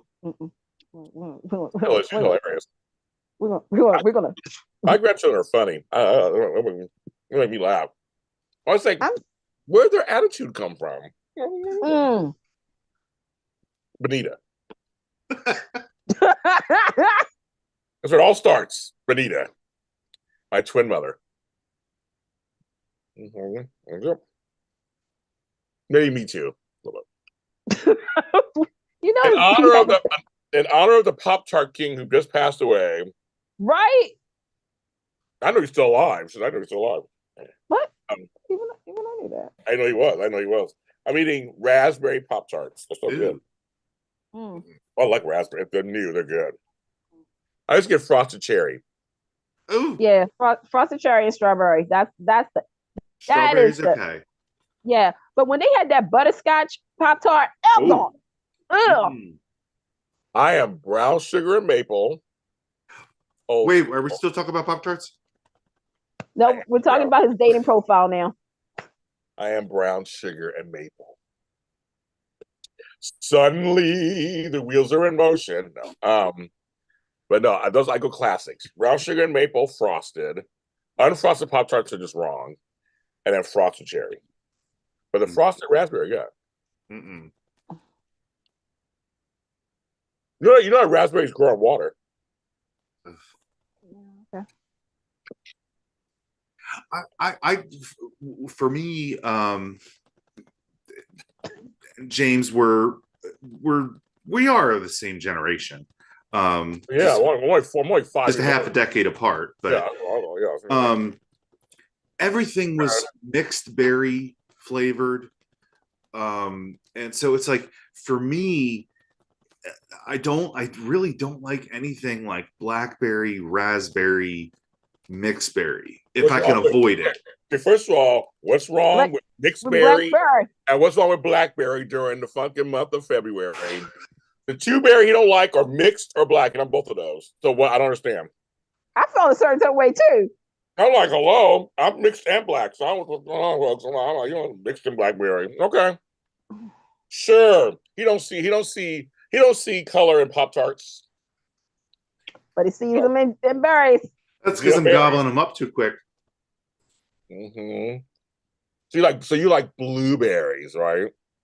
I like blueberry. I like strawberry and cranberries. Maybe, yeah. Oh, Brief Ashley says she likes wild berry. Take that, Matt. Wild berry, cherry, and apple cinnamon. I bet she does like wild berry. Well, go on, Brief Ashley. You like wild berry. I never had apple cinnamon. That sounds good. What, apple cinnamon Pop-Tart? No, I tasted that one time. Those honestly, the brown sugar ones are actually really good. So good. Oh my god. It's like having like cinnamon toast. Cinnamon toast. I haven't had that in a long time. Cinnamon toast. By the way, I cracked up. I almost sent it to you, James, but I know you can relate to this, and Candice, maybe you can too. The caption on the reel was, you grew up poor, and it's someone buttering toast, and then they sprinkle cinnamon on it, and then they sprinkle sugar on it, and my first reaction is, we had a glass Sanka jar that we pre-mixed our cinnamon and sugar in. Like guys did. Oh yes, we didn't pre-mix ours. We did it. But when they came out with cinnamon sugar, I'm like, wow. But that was the snack growing up was cinnamon toast. I'm not saying that I didn't have that, but my great grandmother did. That's actually an early memory of my great grandmother. Wait, what are you trying to say there, Candice? That my great grandmother. You're great grandmother. My great mother. So what are you implying? My great grandmother ate that. Oldie. Not her grandmother, her great grandmother. I had two great grandmothers until they died. I had two of them. Mm-hmm. I almost had three, but one died after I was born. I had two great grandmothers until I had one till I was in my 30s. Yep. My 20s and one in my 40s. Okay, so I just want to circle back to the story about how no one commented on the fact that we had a glass Sanka jar. I heard that Sanka jar that my great grandmother used to have too. We had different ones too. We had folders or whatever, but we used it for grease, for baking grease. We didn't use it for sugar. No, we had a tin. We had a tin. We actually had a tin for the bacon grease that sat next to the stove. Matt, you forget you grew up not too far from where I grew up at. So when you said that, that's why I said my great grandmother did that. Okay, okay. That's the earliest. Like I said, the reason I'm the way I am mostly is because of that lady, Miss Emily Bookman. I have no shame in saying her name. Always gonna remember you. 1228, thickest span was done. She mopped that floor. 1228, 1229. Y'all better hush. My stories are coming on. Sat right in that chair. Watch her RCA TV with the broken antenna. Watch CBS from 12:30 until 3:52. Monday through Friday. By the way, James, $20 donation is coming your way in 3 minutes. I'm ready for it. Can I read the name out loud or no? Oh, wait, they're going to send it through. Okay, they're going to get me so I can send it to you. You know what? See, this is what. So I would like to thank my Well, if godparents. it's anything like her text messages, it could be delayed. No, it's not. You know what, Matt? Well, yeah. Candice Hey, is connected several ways on some of these platforms. You can do Venmo, you can do yep. we're connected. Taylor Roney, sprinkle cinnamon sugar on grilled cheese. Hello, almost birthday girl. Oh, You Fashion said, I don't think apple cinnamon's around all the time. I'm gonna look for a girl. Well, Miss Kayla. Hey, sprinkles. I'm doing a telethon. I said I'm gonna stay on until I get my money. So far I've gotten $50. Oh, hey, tomorrow. You guys, you cannot afford to miss tomorrow. It is the return of the soap block. Some bitches. Tomorrow. Y'all, okay, real talk. Even though, and also check out Tony and Dish and Days because I'm pretty sure they have a lot to talk about as well. Well, they have a guest tomorrow. They have they have two. my girl, Lindsay Godfrey, and my man, Paul Telford. He's Mr. Shirtless. And if someone donates, Beauty for Ashes just gave $10. If somebody donates $50 in the next 5 minutes, go ahead, James. Now you can finish. See, I just said. I don't think it's that big with that. Not that. If someone donates $20, I'll reveal my next interview person that I'm interviewing on Tuesday. If you donate 30, I'll tell you next two. If you donate 30, I'll tell you next two I'm interviewing. Have we did we hit Coach Chandra's no match? Oh yeah, my sister will get it. Okay. So Chandra, yes. I don't like each other too. They like each other. Okay. All right, cool. Actually, she needs her. It's business advice. Ooh. That's good. That's actually good. Okay. That's good. Was that? That's what Chandra's thinking. She's a coach. But anyway, so that'd be good for her because she gave 40. Yes. So everybody's getting 10 and 5. So Daisy Flower gave 10. Thank you, Daisy Flower. Hey. You're good. That's good. Thank you. But if someone gives $20, I'll tell you the person I'm interviewing on Tuesday. And 30, I'll tell you the next two people I'm interviewing. James, speaking of recent interviews, is there a recent interview that you would like people to tune into that was rather interesting outside of the world soaps? It was two. First of all, Beauty for Ashes. Hi, MJ. Beauty brings up a good thing. You need an electric tally board. I wonder if you can find those online. Amazon. Sure. I'm look right now. She gave a good. I'm like, that's an accident because I hate my wheel. Wait a minute, real quick, James. While he's doing that, Matt, while you waiting, I'm gonna just put this out there too. You talked about interviews, and let me just say this right now. A video that is trending on JLJ YouTube is the interview Injustice with Martha Byrne. You guys, for real though, watch for real. That's what I was getting at. Right. Okay, we all know her as the Emmy Award winner, Lily Snyder / Rose. She's wrote for certain shows. She was on General Hospital. Y'all know what episode of General Hospital she was, the storyline she was a part of that's still controversial to this day because it was a lot. But anyway, you know her from she Anacostia and stuff like that. But she sat down with James. And by the way, for those who said, quote, James talked too much during the interview.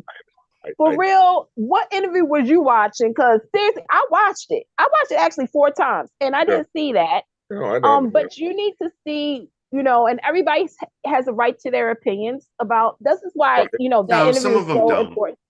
Well, no, I'm talking about the interview because some people may, think they know what's going on, but then they listen to the interview and then they have a different, outlook on what's going on. So that's why I said. So, you can have a debate about what's happening, but then sit down and watch the interview, listen, carefully to it. Also, the interview that is just, it's oozing good. It's a couple, because James is doing writers. He's interviewing writers, and of course, there was Susan Banks. You guys know Susan. Y'all know Susan. And then there was this one with this lady who is actually been talking about James like a couple of times now. I don't know what's going on here. Lynn Martin. So you need to check that out. And the other PR person for JLJ Media, she has somebody in line, but she has to wait for James to tell us what's going on with the health in order for this connection to happen, so you guys can get this interview.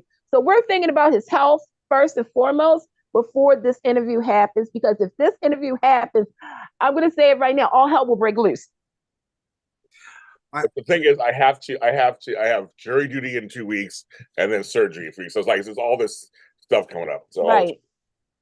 James, when you had said that you had a negative feedback, I had honestly thought it was because your interview with Lynn, where she had stated about don't write, produce. And I totally got what she was saying. And I thought that's where the negative comment was going to come from. Everybody likes that comment. I got great. And really like that. And again, it's like, if anybody's watched more than 5 freaking seconds of your interviews, it's like you're always redirecting back to the person that you're interviewing. Exactly. I think the person was trolling because they made a point to say to me that they didn't know who I was. They said it twice in the sentence. I have no idea who you that are. before. I have no on idea. Social media. What? I said, where have we encountered that before on social media? Oh, I've heard that and more and everything. And so, and people are like, right. It's just one of many things I've heard about myself. I'm just saying. I like that was when I got that comment, which is more like, I don't know who you are. I don't know who you are. I don't know. Like, you said it twice. Like that's a qualification. Right, for but their now you know who I am, because apparently I talk too much, so now you know who I am. That's what I said. So I'm just like, it's just like, okay, kids, we're gonna go that direction. Got it. But all the interviews, I'm very proud of all the interviews. I'm not worried about that. They're all doing pretty well. I'm very proud of them. I have several. My friend Brett Bailey, my friend Steve Truitt, Lynn Martin. Check out Susan Banks while you do it too, and Brad Sanders. I have interviews with him. And check out, of course, the Martha Berman especially. I'm just like, you guys need to watch that one. I've been on for 91 minutes, Rebecca Regal. 91 minutes. And I'm just like, trolls on social media? I know. Exactly, right? Like, really? So I'm trying to raise $190 now. So we're doing good. We got $60 so far of my thing. So we're doing really good so far. I'm going to stay on until I get it. It's only 7:40 my time, so it's still early. So I can't cry yet. And I just had some sugar right now, so I'm awake. Oh, good. I had Pop-Tarts. And I'm drinking La Croix sparkling guava San Paulo sparkling water with some peach juice. So sponsor him. I love it. I love this thing. I love it. This is not Stanley. There's not no Stanley Cup, bitches. This is Temu for $9.99. So thank you very much. It's called Iron Flask. Thank you very much. I got my cup, my Stanley lookalike cup at Five Below.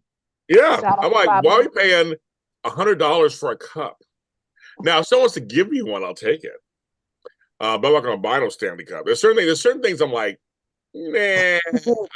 I'll spend money on certain things, but then I'm like, nah. Those things are heavy too. And chicks are carrying them like dead weight. Those Stanley Cups, they're big. I mean, I used to have the baby arm. When I had babies, you get really strong in that one arm.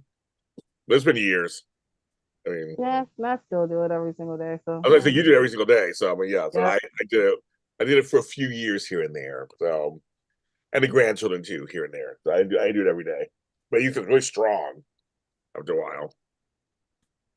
Yes, Matt. No, you were smiling. It looked like you had a thought that was going. Yeah, I know. Right across, yes, possibly. They come and go. They don't always stay. So there was, speaking of Black History Month, my brother and I and and Frank Moran, and so we were all laughing. Someone posted they were upset when they heard that the writer for the new X-Men 97, which Frank Moran's working on, it's a black gay writer. And he says, me being a black gay writer informs some of my writing for the X-Men, and some white folks are getting pissed. And he's like, but you understand what the X-Men's about, right? It's like, you understand what's like, we were chuckling over that. Wait, hold up, real quick. Speaking of Frank, do we know how many emails he has now? Yeah, we did last week. It was like 260 something thousand. Wasn't he eventually gonna declare bankruptcy? 300,000. He said he was gonna clear everything. Okay. That's what he said. But yes, thank you, James, for bringing up X-Men 97, because I just saw a promo for that. I was so excited, and that news makes me even happier. Yeah, because I saw the Wolverine Deadpool trailer, and I saw the new Walking Dead trailer with Michonne and Homeboy, and I was like, oh. I saw the Daryl Dixon spinoff on my. I haven't watched that yet. Oh, Kayla gave $20. I gotta tell my next interview. Kayla gave $20. Make sure you like and subscribe, because JLJ Media's next interview is Haley Aaron, my buddy. Oh, Matt's like, she loves her. So I've known Haley since God. I mean, remember when she first came on General Hospital like 8 years ago. Wait, James, you forgot something. Emmy Award winner. Well, I'm getting there. I was saying we've known each other for so long. Like, we knew her when she was early in her career, and she's good friends with Chloe Lanier, which I'm good friends with Chloe Lanier, who played Nell. I'm still friends. And she has twins. She's working. So I'm excited. She goes, yeah, she's excited to talk to you. I said, I'm excited to talk to her because I would talk to her since she joined Y&R. So that's my next interview, folks. Now I got the X-Men theme song in my head. Oh my god!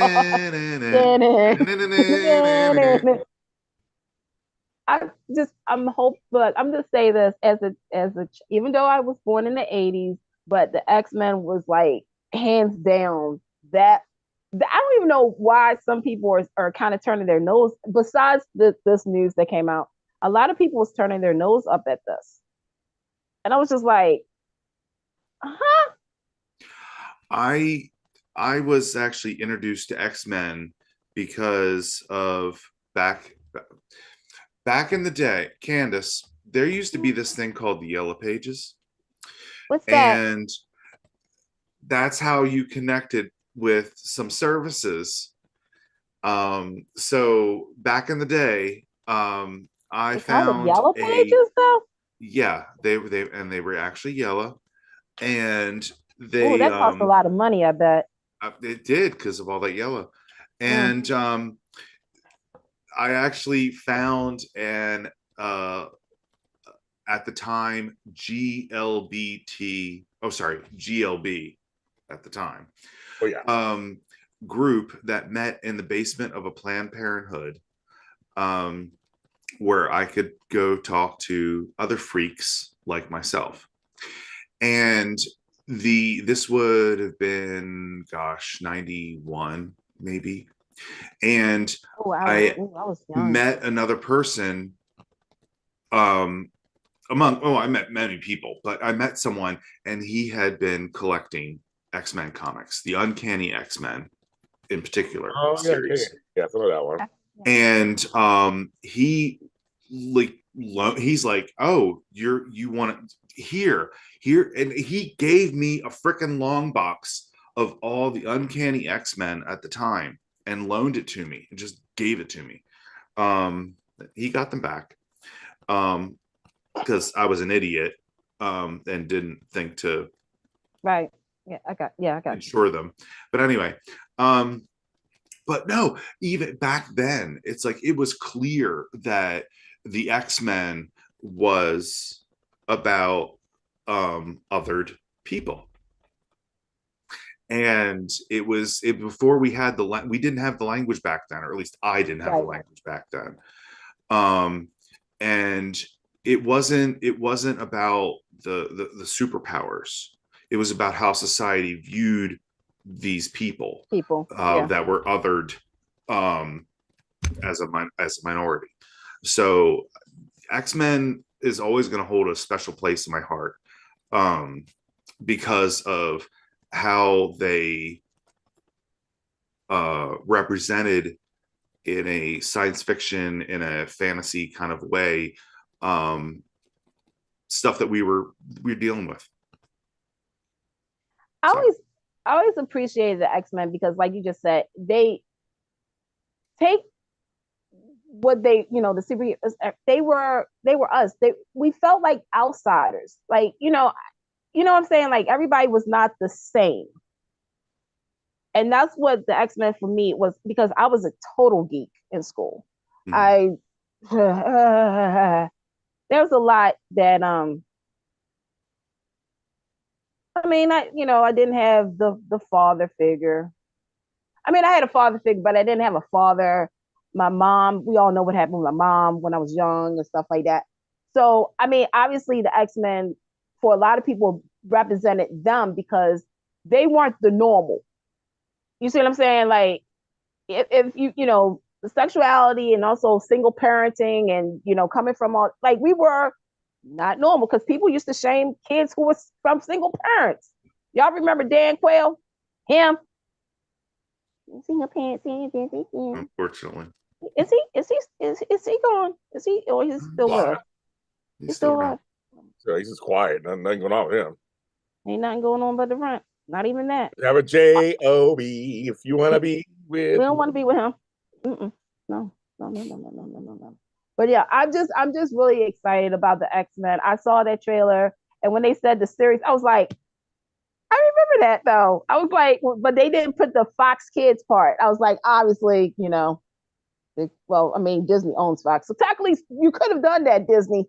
So here's my question though. Switching over,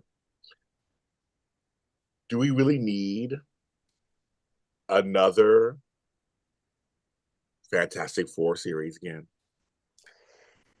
I'd like to speak on this. As the person who, okay, yes and no. I feel as though there was a lot of errors in the last one. Yes, with Chris Evans and all, there was some hiccups.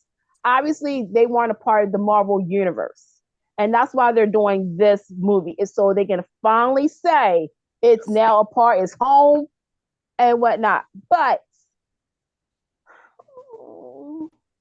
the casting for this, I'm going to trust it, but I'm not trusting it. Matt, you know what I'm talking about. Yes. Because you saw Doctor Strange, and we all got we got Reed. We finally got John. I can't even think of his name. The one from The Office. Kowski. He was my dream cast. Like, he was, when they asked me, Candice, who was your dream cast? He was my number one. So when I saw him, spoiler for those who didn't see Doctor Strange, I don't know why you don't see it yet because it's on Disney Plus. But anyway, when I saw him, I was like, okay. I was like, y'all don't have to cast no more. Just keep him. But then when I saw who they cast, and knowing that the movie comes out next summer, I believe next summer, y'all, I just hope this is, I hope this is good. I hope I don't regret it. Kayla says X-Men sent messages on accepting differences and not discriminating. Yeah. I thought their names helped transcend awareness. No more Fantastic Four. But they have made appearances in the new Marvel films, the Marvel movies. But they have Pedro Pascal. That's like the man right now. So our Marvel daddy. One of my next series I got to watch is The Last of Us. That's the next series I got to start watching. With the new Marvel, with the new Fantastic Four cast,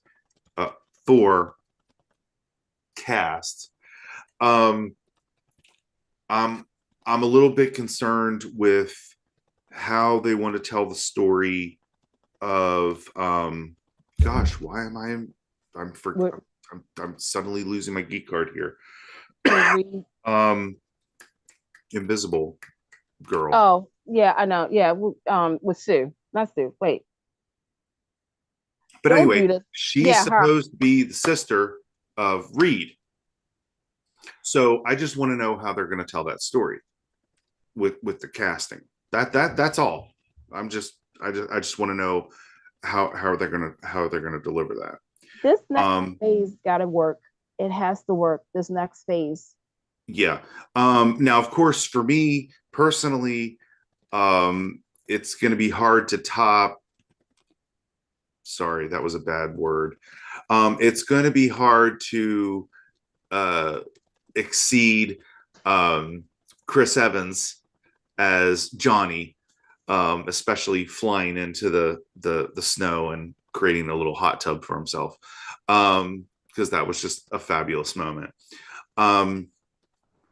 But I don't know. I'm really curious to see how they're going to tell this story, and I hope they come at it with how do I want to put it? With I know they're going to come at it with money, but I don't know. I'm holding out hope that they manage to get some writers and that are going to tell a good story. So we'll just see.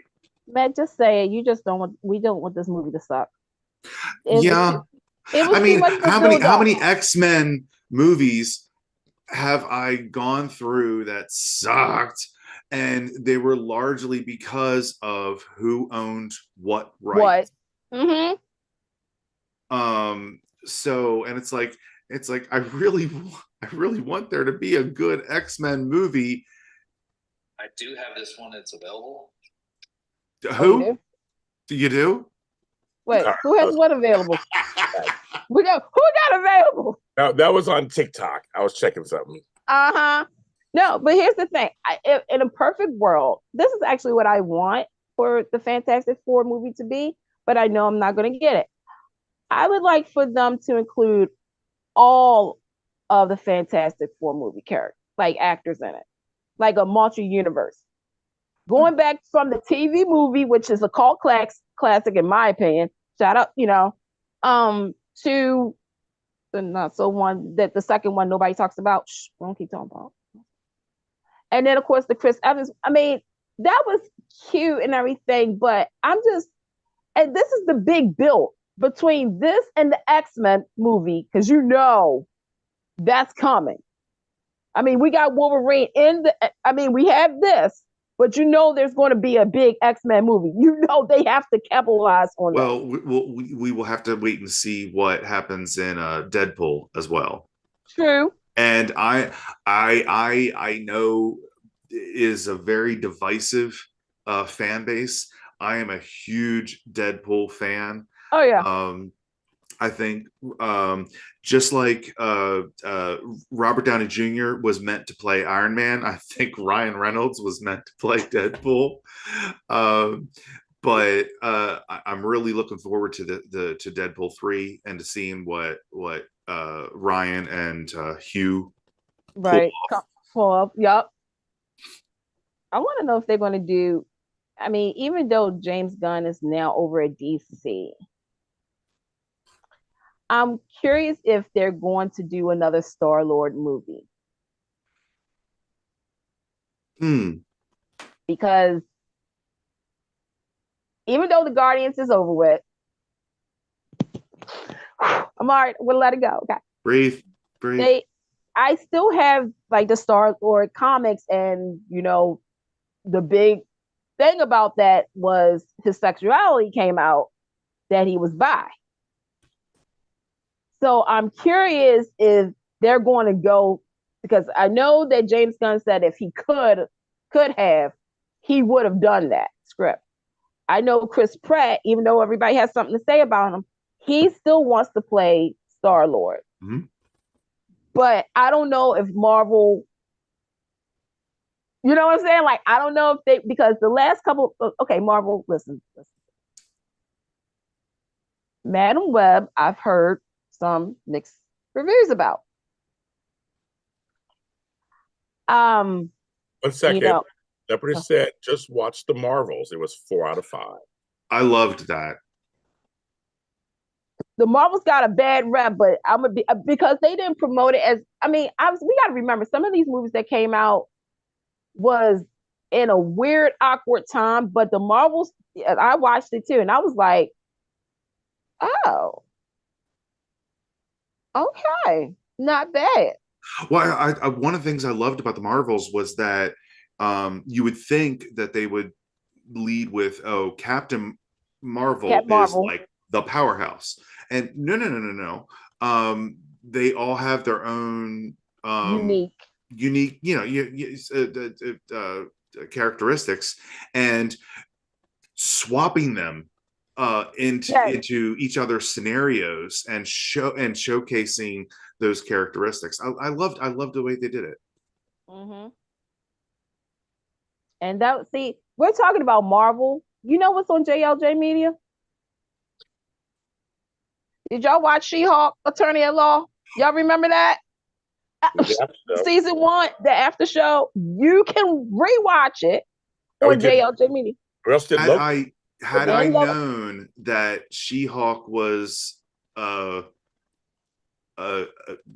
adjacent, I would have watched it sooner. Yeah. And also we did the Loki season 2 after show. So just give it. Mm-hmm.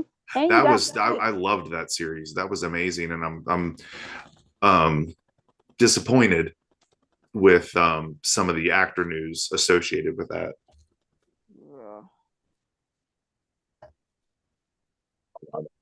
We just got real silent on it because it was like that was like hard. It was like I don't know. I don't remember what the news was, so I'm so we should just watch that. A lot of people say they like the Marvel. Apparently, my brother said he heard everybody say they liked it. Just there was a lot of flack because of women and all this stuff. But he goes, everybody who saw it, they liked it actually. I don't get the how many. Sorry, hold that thought for a second. Thank you, Leopardess, for $10. Thank you. Yay! Thank you. I just want you to know. I wanted her to know I got it. So I got it from Zelle. Thank you very much. It is in the bank. Thank you very much. Thank you, Leopardess. Okay, go ahead. Please go ahead. I was just gonna say how, and this is rhetorical because the answer is pointless. But how many female-led superhero movies need there be to produce to show that people want to see that content? But yet we keep hearing every time there is a female-led superhero, or at least a female-led protagonist, that those productions don't make money. And it's like, well, then why is everybody watching them? Why is everybody eating them up and talking about them? So anyway, I do need to get back to She-Hulk because I haven't finished it. But what? I know. There's just I just have so much trouble keeping up with content because everything that James keeps pushing out. That is true. Especially, oh my gosh, y'all. If you are a fan of classic soaps, I mean, yeah, we still are blessed to have the soaps we have on now. Amen. Soap Jesus. But if you're a fan of One Life to Live and All My Children, look, he has after shows. And guess what? Wait, hold the phone. Hold the phone for a second. Hold up. Matt, did you know that those after shows were considered the ones that you need to listen to for this year? Did you know that? Well, I already knew, but I mean, you know, because you already listened to it. But for those who don't know, earlier this year, the beginning of the year, right? This year, 2024, there was 20 out of 242. Okay. But it was the top 20 that count. No offense to the ones under 20. I'm pretty sure all of your podcasts is great. I really enjoy all of them. But anyway, James was on there twice, along with Amanda. She was on there too, but James was on there twice for the One Life to Live and All My Children after show. If you guys have not checked them out, what the hell are you waiting for? Okay, he puts out special ones. Yeah, some of them are audio and some of them are video, but still, you need to take a listen to it. What the hell? I tell you, next Friday will be a lot of drama Friday. I just finished recording new episodes of All My Children, One Life to Live, and Bold and Beautiful Rewind. They will be talking about the Black characters of each of those soaps for Black History Month. So those are out next Friday. We call it a lot of drama Friday. So I'll let you guys know that. Cool. There you go. And coming soon. We don't know when. We got to wait till we find out about James's health. We're going to finally get. You guys have been asking for it. I see all of you guys talking on social media. I see you guys. Shout out to the SB group out there. James probably like, who the heck is this? Yes, we're talking about the Santa Barbara after show. It's coming. Don't worry. Don't you worry. But for real, coming up right now, we just started pre-production, and Candice might have a cameo in it. We started pre-production. I just cast the 2 leads today for The Text. Is this the one where Candice ties Tony, JC, and myself up in her basement? No, that's called Number One Fan. Actually, that series, we're recording our 2nd and 3rd episodes on Wednesday night. But no, it's a new. I just cast today the 2 leads for The Text. It's going to be a cousin to the email, and Candice might be called to come in for an episode, or as her character from the email. The VP, baby. Woo! Yeah. So you maybe. Oh, how did I forget that? I am such a goof, you guys. Have you guys checked out the hit audio series, The Email, on JLJ Media? It's a big hit. I don't know what happened a couple of weeks ago, but it exploded. It did. Where can people find that? You can find it on JLJ Media. Type The Email, and it's on all streaming service. Okay, and check this out. You guys about to get a little spot. I'm gonna give you something. Come here. Don't worry. The new season is coming. Oh, yeah, I'll work on it next. That's coming up. I'm gonna get this. It's we're in production with Number One Fan. And then The Text. Then Love, Politics, Medicine. So a new soap opera from Matthew Theall, 10th Floor GH. Then Airwoman. We already written half the season. I talked to all of them. So that's coming up next too. We record that, season 2. And then I gotta write Email season 4 and Mistletoe Road season 3 or 4. I think it's 3. I'll get that one written also. It was ready. And I have some Crinkle spinoffs and a more season 2 already filmed, already recorded. I have to edit that up soon. So I got a whole system of stuff. And I was telling the other day I might be hiring Flobo to help me organize some of this stuff when he gets back from his trip from down under. He'll be down under for a week with the koalas and the kangaroos. There's a question for you, Matt. Yes, I saw that. Okay. No. I have to read out loud first for the people who are listening to this later. Matt, how do you feel about Nova, Richard Rider, possibly being the new Star-Lord in Marvel? I can see direction of character changing in the future. Comics are so weird. It's like you get pulled into these characters, and then suddenly, like the next issue, it's like someone's child or someone's cousin or their next door neighbor suddenly takes over a character. I've really enjoyed in the movies. I've really enjoyed Chris Pratt's portrayal of Star-Lord, and I don't see a reason why they couldn't continue that. But if they recast it, I'm more concerned about how they tie it in to, again, going back to the original comics. As long as they respect the original artists, the writers, then I'm fine with it. Hi, Jacarius. Kayla, Chris, that's for you. I have to read things for the people who are not watching, but you listen just later. I don't want to leave them out. Never want to leave them out. My audio listeners are just as important as everybody else. and How much audio listeners, if you're listening to this after this is posted, still donate. Still donate. Yes. Thank you. It'll still go to, and some people do actually. They will go to something in JLJ Media. Trust and believe. There's always, I need money for everything, but don't worry. It will go. It will go towards that. You can always go if you're listening later, or sorry, if you're watching later. There's the thanks that you can give, Yes. as well as in the description. James has all of the various donation points that you can contribute to. Yep. We're now at 160 that he needs, but if you want to donate more, you can. We're at one. Yeah, we need 160. 160, yeah. So that's not hard, folks. I mean, that's easy, guys. That's easy. Many folks got paid on the 15th or 16th. Yep. It's really easy. So Jacarius in the chat. Jacarius drew a picture of me. I painted a portrait of me.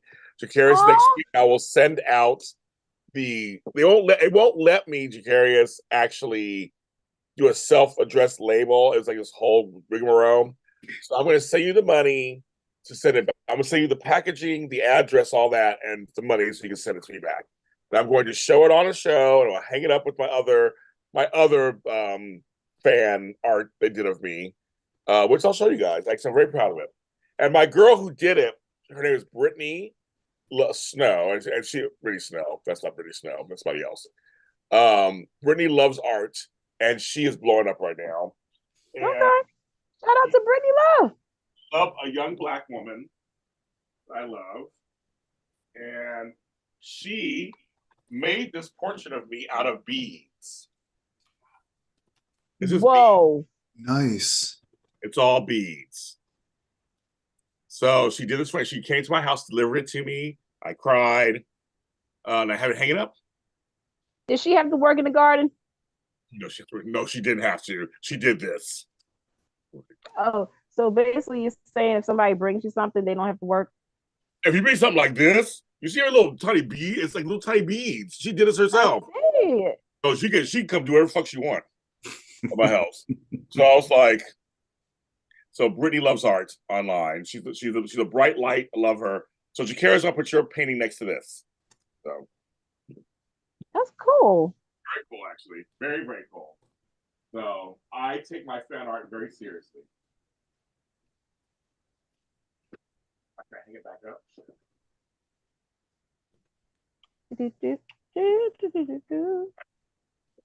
But yeah, no, I take my fan art very seriously. So I thought it was very cool she did that.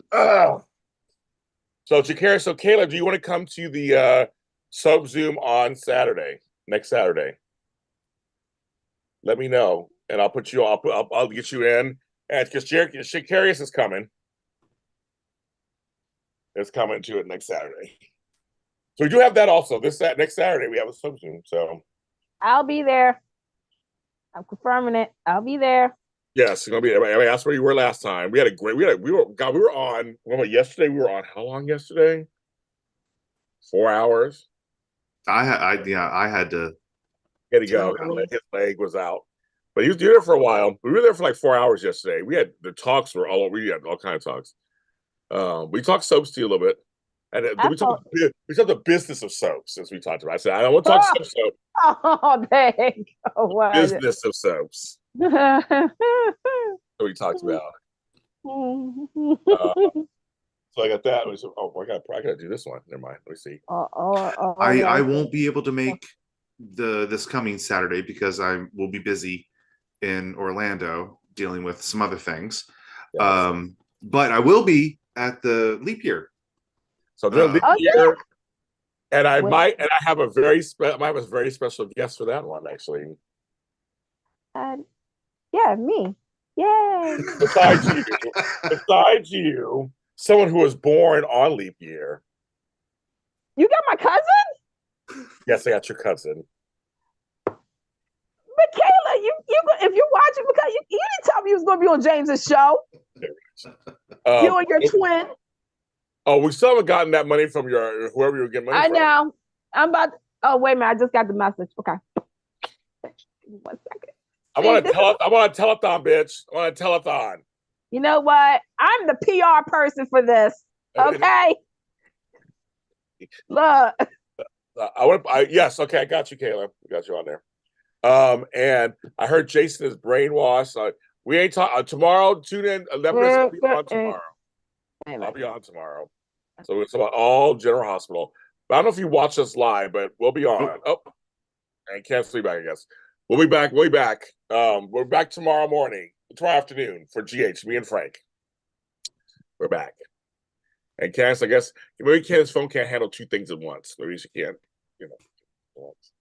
I guess. Should I now? So now it's nighttime. This is why I usually comb my hair. Because it's just a lot. It's the hair combing portion of the show. You're gonna raise the cost of that brush, James. The unbrushed.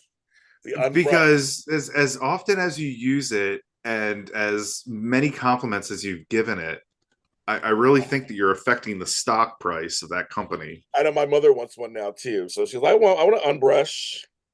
I'm like, this thing, folks, you guys, it works. It detangles. It feels good. It feels good to pay less.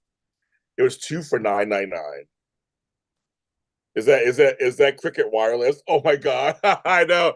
Candice, I don't know what she got. I don't know what she got. She got something. I don't know what that's for her godparents. So thanks to her godparents for $20.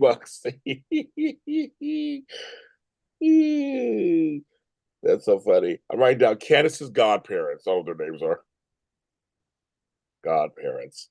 Venmo. That is so funny. I'll change the title to change the amount now. We're getting there. Now I see 140. 140. That's not bad at all. James should get an endorsement. I know endorsement this after the brush. I don't know what company actually does this. I couldn't tell you. I mean, literally, I couldn't tell you. I couldn't tell you. But I've been using it to death. So now this is my wild hair now. I need to wash it too. Maybe I'll wash it tomorrow morning before the shows. I thanked your godparents. So I said all their names. I think Kansas godparents. They called me in the middle of this, and I'm like, you guys called me. I'm on Zoom. They was like, oh, we thought you was on your computer. No, I'm on my phone. Well, there are Kayla thought I want to ask you have Cricket Wireless. Like, I have AT&T. With the big buttons. The big buttons. She has a flip phone. Oh, Jesus. And my stepdad Moses, may he rest in peace. He had a flip phone. He didn't call nobody. He don't call nobody. $20 say that Tony's somewhere near me. Yeah, Tony J. Oh my God, Tony JC is on. You said it a third time. You said finally. It a third time. He goes, me Telethon. Is it for Candice's Wi-Fi? You know what? See what I'm saying? I have a stalker. Tony, she said if we say your name 3 times, you'll show up. And she said it a third time, and now you're here. I said it. Darn it. So when Scott and I go up to National Harbor, we're actually going to have a Ethernet cable that we're just going to keep out the window as we drive up. Hey, 1 second, everybody. 1 second. Chandra, the person getting your free your 30 minutes free is my sister Zandra. I think you guys will love each other, and she needs you. I think I'm going to let her know she won it because I think she donated, and I think you and her would get along famously. So I think you'll love each other. So I'm actually happy to connect you two. We need 140, so we're getting there. We got over $100 so far. We need 140. And that's for you. So Tony, just if you want to come on, I'll send you the link if you want to come on. Okay. Candice said no. If Tony's coming on, I need to get a drink refill and a bathroom break because I need to be prepared. Take a bathroom break. Go ahead and do it. You can do it. I'm gonna do it. You can do it. You can do it. So if you want it, Tony, I'll get you right now. Right now, I'm unbrushing my hair at the moment. I need to. This is what I do at night. I was thinking you was going your Diana Ross thing, with the fan and everything. Think you love me? Yes, I will. Yeah. Oh, no, I was actually doing. Do you know where you're going to? You just need a red outfit and the rain, like you're in Central Park. I know exactly. Like it's okay. It's just Ain't no mountains high enough. Ain't no valley low enough. Ain't no river wide enough to keep me from you. You guys want more singing? Donate. Yes, Shonda gave away free 30 minutes free. If someone gave over $20, and so my sister gave 40 actually earlier. Aww. So she gets it. So, but my sister actually could probably use you right now. Actually, I think God sent you over there for that. So that's gonna be good. You'll love it. But yeah, Tony JC, if you want to come on, I'll send you a link. Just let me know. You Tony his bashful self. I know in quotes, his bashful self. But everybody, thank you so much thank you to Beauty for Ashes, Sharon Jones, my sister, Daisy Flower, Kayla Roney, Leopardess, and Candice's godparents for donating tonight to my event. This is literally gonna come in handy for what I need to pay for. So thank you. Oh, wait a minute, James. I have something that I want to donate, but wait a second. Wait a minute. Are you doing that? So Tony, okay, I'm gonna send you a link, Tony. You just come on whenever you want to. I'm staying on until I make the $140 or go. This actually might make it happen. Oh my God, Kayla's all okay. I'll do it. Kayla, I'm gonna do it for you. Touch me in the morning. Don't just walk away. Let me do that. So when we touch my hair and sing. Now I got that. Now I got SWV. Don't walk away, boy. I'll be right here for you. You understand? That was Jay, not SWV. Oh, that was it. Was it Jay? Or was it SWV? It was Jay. Oh yeah, I was a DJ back then when that song came out. Yeah, you're right. Okay, I had to remember because y'all remember a bunch of those girls came out at the same time. SWV was the biggest, and then Jay was the second biggest. I'm going back to elementary school dances. Y'all remember when y'all like thought y'all was everything in those school dances, but you really wasn't. Everything. I was everything. So I gotta say, I was everything. And everybody doing the dance. For me, I was a disco dancer, so I was the head disco dancer. Everybody wanted to dance with me. I was the bomb. Like I said, because my school dances were in the '70s, so I was very much. Do they still do those school dances and stuff? They had memories in by Barbra Streisand in Marvel's movie. Memories like the corners of my mind, and I have a book right here. Misty watercolor memories. Oh wait, I have a book too that my godparents didn't take. That somebody gave me, and this was actually a book that I really wanted to read. Oh, okay. It's a good book. It's good. That's why I'm passing it on to you. I read it like twice. Yeah. It's good. It's good. You'll love it. It's good. I also read Jackie Collins' book too, but I'm keeping that one at the moment. Yeah, I'm at 195. Yeah, you'll like it. It's good.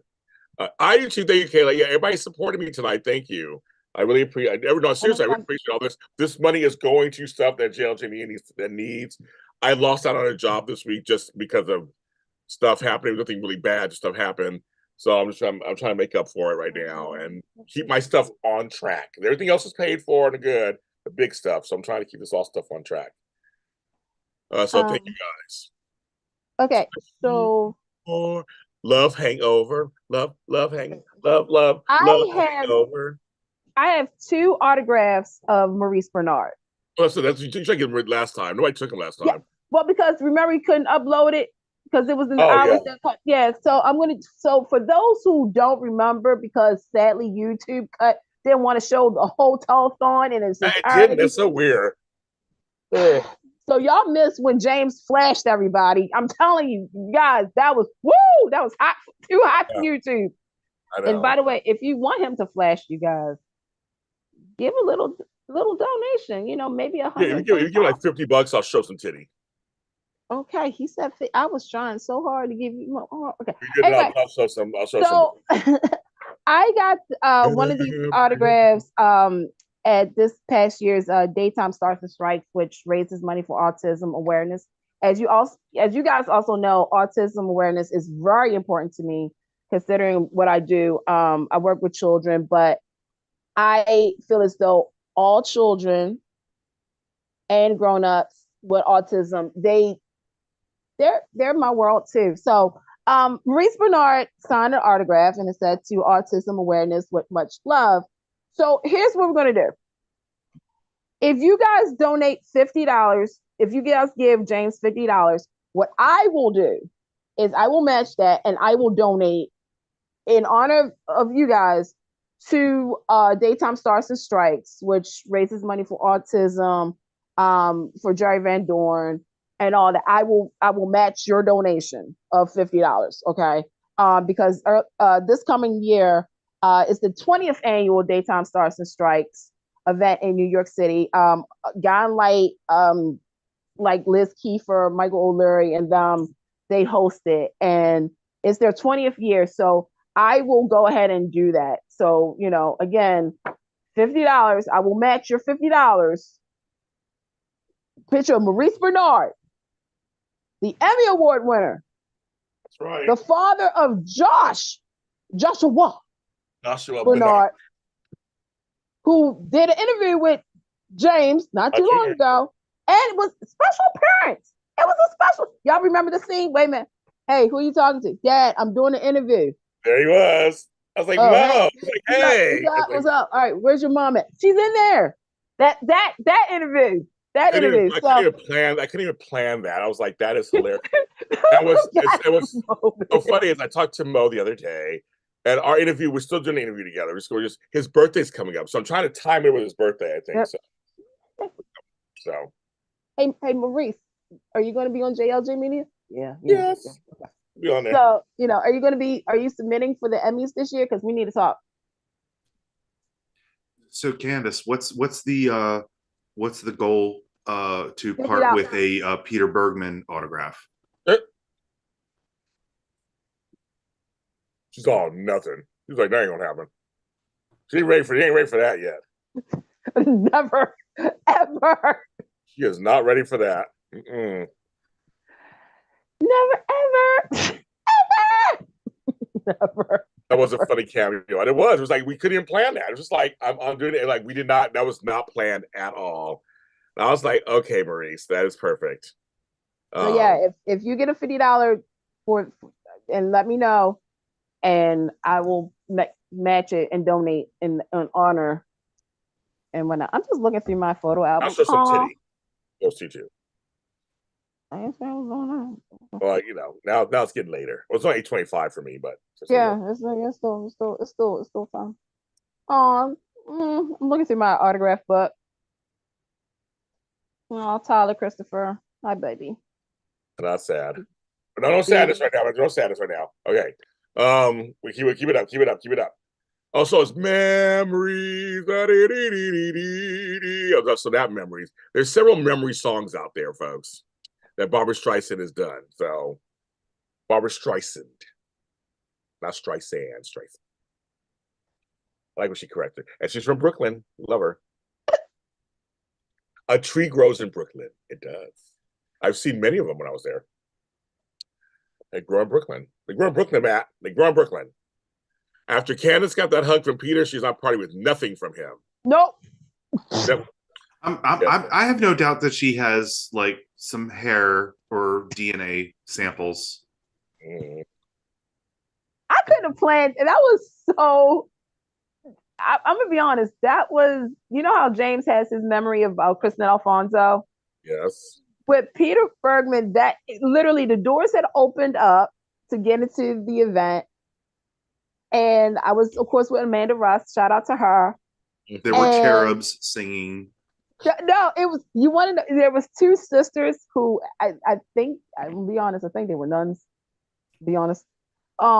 They were running and I was trying to figure out, where everybody because they didn't have um like a map of who was going to be where. You just had to kind of look. And I saw them running, and then I saw it was Peter Bergman, and I'm thinking, okay, 1, 2, 3. I'm going to be the third person. And Michelle Stafford, you guys know Michelle. She was like, she's finally going to meet him. She's finally going to meet. So I think everybody knew that was who I wanted to meet. And he was when he said, "Yeah, I was in Maryland not too long ago." I'm thinking, like where was you at? Then there's this guy who you guys are going to be seeing next month. Sonny Moore. His headshot. That's so funny. So do you have a picture of Me Too signed or no? Did I send you one? No.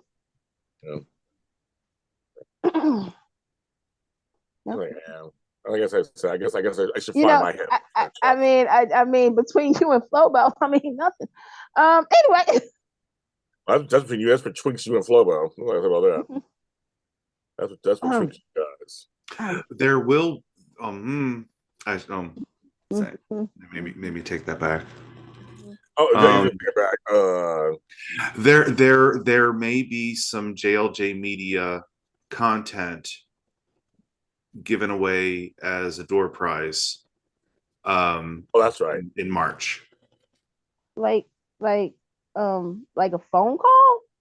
No, something else. Actually, actual content. Physical content. Physical. As you say, physical content. Yes. Interesting. Content.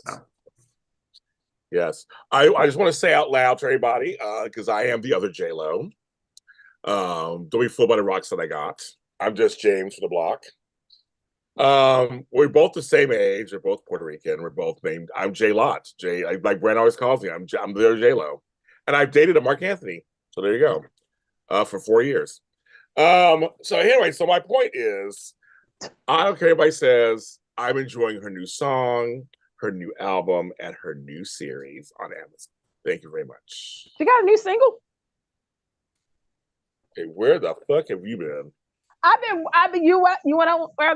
been trying to get my CDA, which my child care development associate certificate.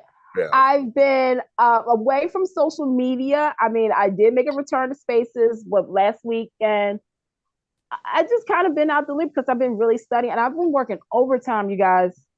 When I tell, shout out to all the teachers and all the childcare workers out there, because for real, y'all know what month this is the season where we get burned out real quick because we realize that, Monday is our last real official day off. Some of you guys have spring break before us who work all year round. We don't get that, Anyway, so she has her new album's called "This Is Me Now" because 20 years ago she put out "This Is Me Then," when she was with Ben the first time. Now her and Ben are back together 20 years later. She has a new album featuring songs about him on this one, and the video. Oh my God, the series. She has the zodiac signs played by Jennifer Lewis, Jane Fonda, Post Malone, Keke Palmer, Trevor Noah. Like it is amazing. So check that shit out, folks. Wait a minute, hold up. She got Jane Fonda. J-Lo is back, bitches. Wait, no, you got me with Jane Fonda. Jane Fonda's one of the Zodiac. And Keke Palmer is the head Zodiac person. I love me some Keke. Who's representing Taurus there, James? You have to watch the whole thing. You have to go watch it. I'm talking about just go watch it. I need to know if Jane Fonda is me. I need to know if Jane Fonda is my for Matt who doesn't care about J-Lo, you can probably find clips on YouTube or somewhere. It's out there. I think I actually retweeted a piece of a clip on Twitter tonight. But I'm telling you, folks, she's back and better than ever. And she looked good. Us 55-year-olds gonna hang out together. Yes, there you are. To Candice, all my love. Peter Bergman, Laura Lee Bell up there too. Yes. She's happy. She got her mans. You guys have no idea. Like it was again like when James talks about Christian. It was like suddenly, and it was like the gods open. It was like She's hallelujah, oh, and everything. It was like there's no words. Okay, I got. See, Daisy Flower always got to come in hot. Daisy Flower. My response to you, she says, "I heard J-Lo movie was bad." Here's the deal. It was, and for me, it is a interpretation of the album, and it's semi-autobiographical.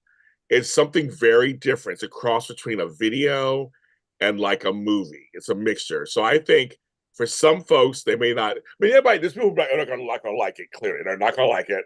And there are folks who are going to like it. But I also feel like it's a new medium, which I'm always up for. And I feel like you should watch yourself before you spread around. You heard it's bad or good. I think you should go watch it yourself and make a decision yourself. I think I say now. Jacarius is saying something serious. I guess we're going serious for a minute. You're saying you feel like you're losing hope. What do you mean you feel like you're losing hope? Why? Tell us why you feel like you're losing hope. So, hi Samantha. I'm raising money, girl. That's what I'm doing. I need just $140 left. So far we've gotten over $100 so far. So we're doing good. I'm staying on until I raise all the money. So PayPal, the usual, Samantha. PayPal, Zelle, CashAPP, any amount. I'll take any amount. It all adds up. Mm-hmm. So we'll give Jacarius typing is whatever he's typing in. So we'll see what he's saying. James, back to what you were saying about with J-Lo. I just saw a clip which I believe is from the Michael Jackson biography that's coming out, where he was talking about the evolution of video and music video, and how it was they were showing clips of Thriller and about him being a perfectionist and wanting to tell a story and change the way that videos were done. I haven't seen any of the clips you mentioned. You mentioned last night. You mentioned Jafar last night. Jafar Jackson starring as Michael. Yeah. Yeah, and I haven't seen any. There's no clips released. It's just pictures, no clips. Jacarius feels that he ain't gonna meet Carson. Jacarius, I'll be very real with you right now. Don't tie yourself to I know you like Carson, but I know for whatever reason you love Carson, but we all have I guess I love Christian Alfonso. We love our people. But do not make them your whole world, Jacarius. You can't do that. You have a regular real life out there. And one day you might meet him at a fan event, something works out like that, but do not make that your whole life. You can't focus on stuff like that. He lives in California. You live out where you live. Chances are you're not going to meet him like that, but you probably will meet him one day if he travels around and is able to get near you. But I don't want your self-worth to be hurt because of a person that's on television. We like them. We are fans. We love them. But it's like I want you are a wonderful person. I want you to have a full life of your own and do that. You're trying to, okay, good. You're trying not to do that. So yeah, try not to do that. Oh my God. So I'm going to give a shout. I got $10. Joseph Goncalves, who of course is Love Undone. And what's the other one? Hey! Joseph, thank you. Hi, Joseph! Thank you, Joseph. Go check out his work. So I guess I put that down, $10. Okay, thank you, Joseph. Thank you very much. Check out his work. I'm not one of them. Amen. I'm not one of them. Well, so okay, so good. So you're not but if you say you feel like, but I'm reading your sentences, Jacarius. Your sentence says, "I feel like I'm losing hope. I feel like I ain't gonna meet Carson." So please then tell me what it is you're feeling. So you're not feeling hope, losing hope for. Tell me what you're feeling, what you're losing hope from. And now I'm confused. I want to be very. I want you. You can be very clear with me. I want you to be. You're confusing me now. All of a sudden, you're saying you're not trying to do that. So I'm going to say this for anybody who knows me knows that I am a fan of daytime soaps. I know, shocking. I know. You're a fan of daytime And soaps. yeah, at nighttime, and overseas soaps, and I'm all soapy. For me, I always said in my lifetime, I would like to meet. Keep in mind, you know how I just said it, like to meet.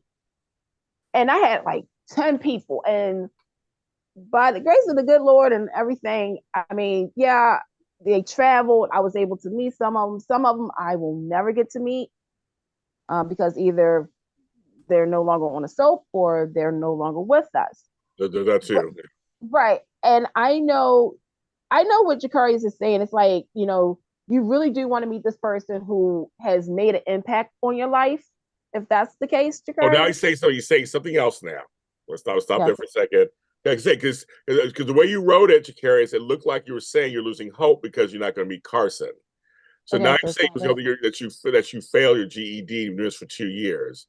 That I'll fail my GED. Okay, so that's something totally different. okay. So, Okay. so go ahead. Well, Candice, you can speak to that first. That's something totally different then. If that's Yeah. Okay. So when you that's a wrote it, it different looked like story. you're saying That's a that. different narrative now. Okay. Let me tell you something, Jacarius. As a teacher, a child care who's going after something that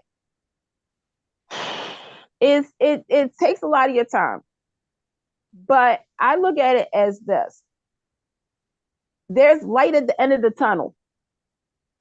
And you've gotten this far. Oh, baby, keep on push it. Keep going towards that goal. Because when you get to that goal, all of the sacrifices that you have made, and trust me, there's been a lot of sacrifices. When you get that paper and it says your name and you accomplished it, you are going to feel this overwhelming sensation. I'll compare it to when I got my certificate to be a lead teacher. So in Baltimore, in the state of Maryland, in order to be a full-fledged child care teacher, meaning you can teach infants, toddlers, pre-K, you have to do 99 hours. And at first, I didn't want to do it because it's 99 hours. I already did 45 hours infant and toddler. So now I'm about to do 99. And when I say that there was times that I was just like, no. But then I saw the big picture. I actually enjoy my career. I know a lot of people can't say that, but I looked at it and I was just like, I want to do it not only for these kids, but I want to do it for me because I'm not a quitter. If that makes sense. If I'm out here telling the kids, give it all you got, do the best what you can do, and preaching and all that. And if I'm not doing, if I'm not following the example, then So Jacarius, what I'm telling you is, don't give up. Don't give up. And if you need me to call you up and do like this all the time, like, hey, Jacarius, let's get it shaking. Let's rock and roll. Let's go. I'll do it. Okay, so I got a question for Candice. We'll get that in a second. We're going to finish Jacarius first. I'm going to preach Candice yet. I'm sorry I got you confused. I want to prove myself to that. I want to prove myself that to everyone. So I finally just don't get me and put me down. Here's the thing, Jacarius. I'm going to and Chandra's is saying stuff in there too. You guys, you can read that also. Even if you fail the GED, you can do it again. Mm-hmm. That's what's great thing about America. You can keep going. You just get right back up. There are folks who go for the bar and they miss it 2 or 3 times, and then they finally get it. So I'm saying for you, if something happens and it doesn't, you're gonna be okay. We are here for you, so you'll be okay. You can always try again. But I'm thinking positive for you. So we're thinking positive. So we're gonna think positive too. Yeah, you got it. You got this, and you'll be fine. Okay, I just read it. You just want to prove yourself. You just want to prove myself. Let me tell you something, Jacarius. Take it from Big Sister here. The only thing that you have to prove, the only person that you have to prove yourself to, there's two people, God and yourself. Don't worry what everybody else is thinking and saying. Worry about what you are doing, what you're saying, what you're thinking. And also, to those who are putting you down, I'm going to tell you, I'm going to be honest with you. That's not real. That's not real family. Because real family will actually have your back, whether you fail or you pass. Okay? So, and now, like 9 times out of 10, and James, can we say this? Sometimes they're jealous of your success Yeah, I know. or your push. Mm-hmm. So I'm like, but yes, when we take the test, we all get nervous. Just got home for it. Okay. We all get nervous. We all get nervous. That's no big deal. We all get nervous. Yeah. I like taking tests either. We just all get nervous. I'm not looking forward to my CDA. Like, let me tell y'all what I got to do with my CDA. So my CDA okay, so right now I have to do 8 essays, breaking it down of different lesson plans towards like younger infants, mobile infants, and older toddlers. You guys know I work with 2-year-olds, but they qualify toddlers under infant and toddlers. Don't ask me why, I don't know. So I have to do that. I have to, do the materials. I have to explain the development skills and everything. When I tell y'all I really don't want to do this, and I have to keep it 500 words and less, I really don't want to do it. I really don't. I actually wanted to hire James to write it for me because he's a good writer, but I know he's not going to do it because he has his own life. And I have to do it. I have to do it because it has to be my words, right? Not only that, but then when I finish my portfolio, I have to have somebody come out and observe me and my teaching for a whole, how long? 3 hours. So while I'm teaching my kids who are 2-year-olds, for those who have 2-year-olds, y'all feel me? Thank you. COVID kids. I'm going to have to deal with them while somebody's watching me being a teacher. And then we talk, and then I have to take a big test, which is 67 questions. Wow, that's really good. Right. And I only have an hour and 45 minutes to do it. Right. But right now, I'm just like kind of chilling out, but I know that I have to, I don't have to. Let me just say this. I don't have to do it. I want to do it. I want to do it because again, okay, there's a couple of things. I want to do it because I'm committed to my career. 1. 2, I want to improve my teaching skills, and this is actually helping me. 3, okay, make sure my boss doesn't watch this, okay? Make sure my boss doesn't watch this. One day, I may leave my current job and go elsewhere. This will help me get ahead with other people, like if there's other applicants and stuff like that. So that's what I'm saying. I just, Jacarius, keep on doing you. Keep doing you. Get that GED. No, okay. I know Tony's on here, but besides Tony, I got to do a quick thing real quick. So we have hit 2 hours. You guys know we've done 2 hours. Yay! 2-hour mark. I'm staying on until I make it. Just need $130. That's all I need. That's all I need is $130. That's not a lot of money. Any amount you can give is great. I have Venmo, CashAPP, Zelle, PayPal. I've been putting it in the chat. It's underneath the video. I'm putting it on top of the video. I'm putting it everywhere. I should say that. So I'm getting it out there. Thanks to everybody who's coming. Thanks to Candice Mack who's been on. Thank you to Vinnie, came on from Southern Square Circle. Matt's man is here, so he's talking to him real quick. Tony's season will come through shortly. So thank you guys for coming through for my makeshift telethon that's going to help me pay a couple of things I need to pay. So thank you very much. And I just want to get that out the way. And Jacarius, we got you. We're here. We're on your side. You see this, there's lots of advice coming to you inside there. A lot of people are shy. A lot of people are introverts. We get it. You'll find your way. You're young. You will find your way. By you being on here is a start. Also, Daisy Farr wants to know, she goes, he hates her job. Candice, how do you feel about Course C? Or Course A? Coursera. She spelled it Course, Course. It's Coursera. For Sarah? Okay. Candice, you know anything about that, or Matt, or anybody? No. Anybody? Okay. I hear my voice. Sorry, that was me. I hear my voice. I hear my voice. And here's Tony, the lovely Tony J is here. Everybody give it a round of applause. Yay. Look at this. Awesome. Look at Yay. his face. Cool. Like, Oh my gosh, she's here. Yay. Guys, donate money. Donate money if you want to see more Tony or, want to hear his thoughts. Yay, Tony. Oh my God. I'll donate just to make sure that Candice stay on. We'll keep the lights on, darling. Oh my Okay, God. so how much did you donate? I said I will. Okay, Will and right now, donate. He's getting settled. He's Darling. putting his stuff together. He's getting settled. That's not Darling. We need to give to the Candice Internet Fund as well. Okay. Okay. So Matt, you You know, really and want it's to jump coming- in on there? Hold up. No, Hey, Matt, I can get you real quickly, right? Okay. Make sure you stay up, okay? Make sure you stay with us, okay? Don't fall asleep. Coach is on my buddy Tony. You guys don't tell Let me tell you, honey, I was just asleep.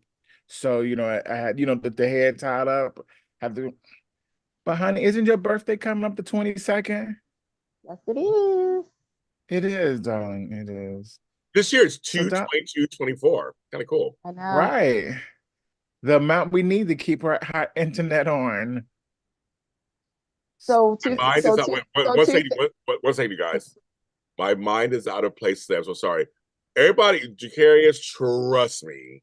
If you saw me off camera, there are times when I'm pulling my hair out and crying in the corner. So trust me, it's all of us. All of us. It's like I wish I could tell you it gets better. It doesn't. I don't know. It gets better in some areas as you get older, but I've learned as I've gotten older, the more I get older, the more I don't know. So I just this is my punching bag. So Jacarius, you have to get through it. Some days you're off, some days you're on. That's how it is sometimes. And as long as you're aware, you know what's going on. If you feel off today, feel off today. That's normal. People say it all the time. People say things like that. I mean, it's I don't feel myself today. Like Sean said, all of us, everybody, trust me, Jacarius, you're not by yourself. We all have things. Trust me. I have sat at this desk and sobbed like a baby out of nowhere. Trust me, on some days. No days, I laugh like crazy. I don't know why I'm laughing. So, shit, it's one or the other. So it happens sometimes. So we are with you. We understand. That's why you're welcome here. We're here. We know what's going on. I also say that, like he was saying, we all go through this. I'll be honest being honest, I cry every day. There's always something. There's always something. There's always something. It's never enough. Am I doing enough? Are we making enough? I love when we get together. And to everyone watching, I love you, Candice. I was asking for you last night. He was. I was like, where my candy cake? You know what I'm saying? It is. Wait. I told you we need a show. We need a show. Yeah, we do. The triangle. It'll be the Purple Cane Club. I have mine too. I have mine too. One's crooked, one's Mr. Gadgets. One's curved. Look, see, I said crooked. I wasn't gonna go. It is 11:50 over here. It is for you guys. Yeah, that's dark for you guys. That's dark for you guys.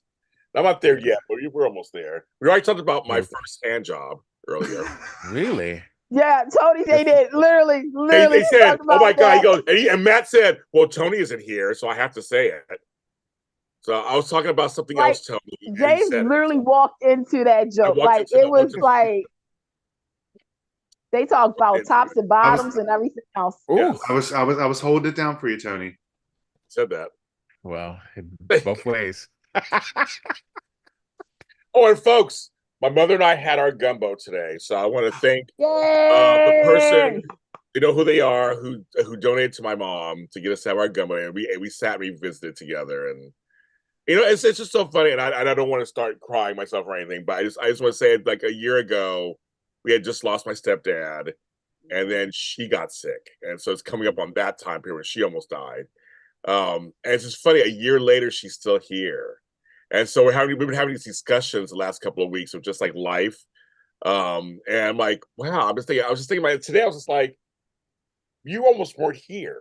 Like it's crazy. Like she made a decision to come back. And it's like she made a decision to come back. I was like, you made a decision. She goes, I thought I was going to leave too. She goes, I kept thinking of that whole sweetheart thing, and I was missing Moses so much. I was thinking, why should I stay? And she goes, but you said something to me. I said, I told her, and some of my family didn't like the way I said it, but fuck you. I know my mother, and I told my mother, I said, girl, if you want to go and be with your husband, I understand. You guys were together 25 years all the time. But if you want to stay, we would love to have you here. That's what I said to her.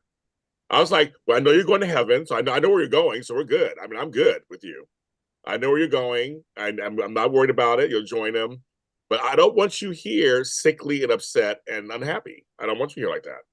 And so I meant it. And she said that talk actually helped change her. Made her think about it for a minute. And she decided she wanted to stay. And literally the next day, the burst thing in her lung burst, and it was perfect, and the clots were starting to go away. I mean, I got the call that she was doing better. And we were told to say goodbye to her. We said goodbye to her that day. And then the next morning I got the call that she was better. So I'm just saying, I know my mother. I know what to say to her, what not to say to her. I know everybody's different.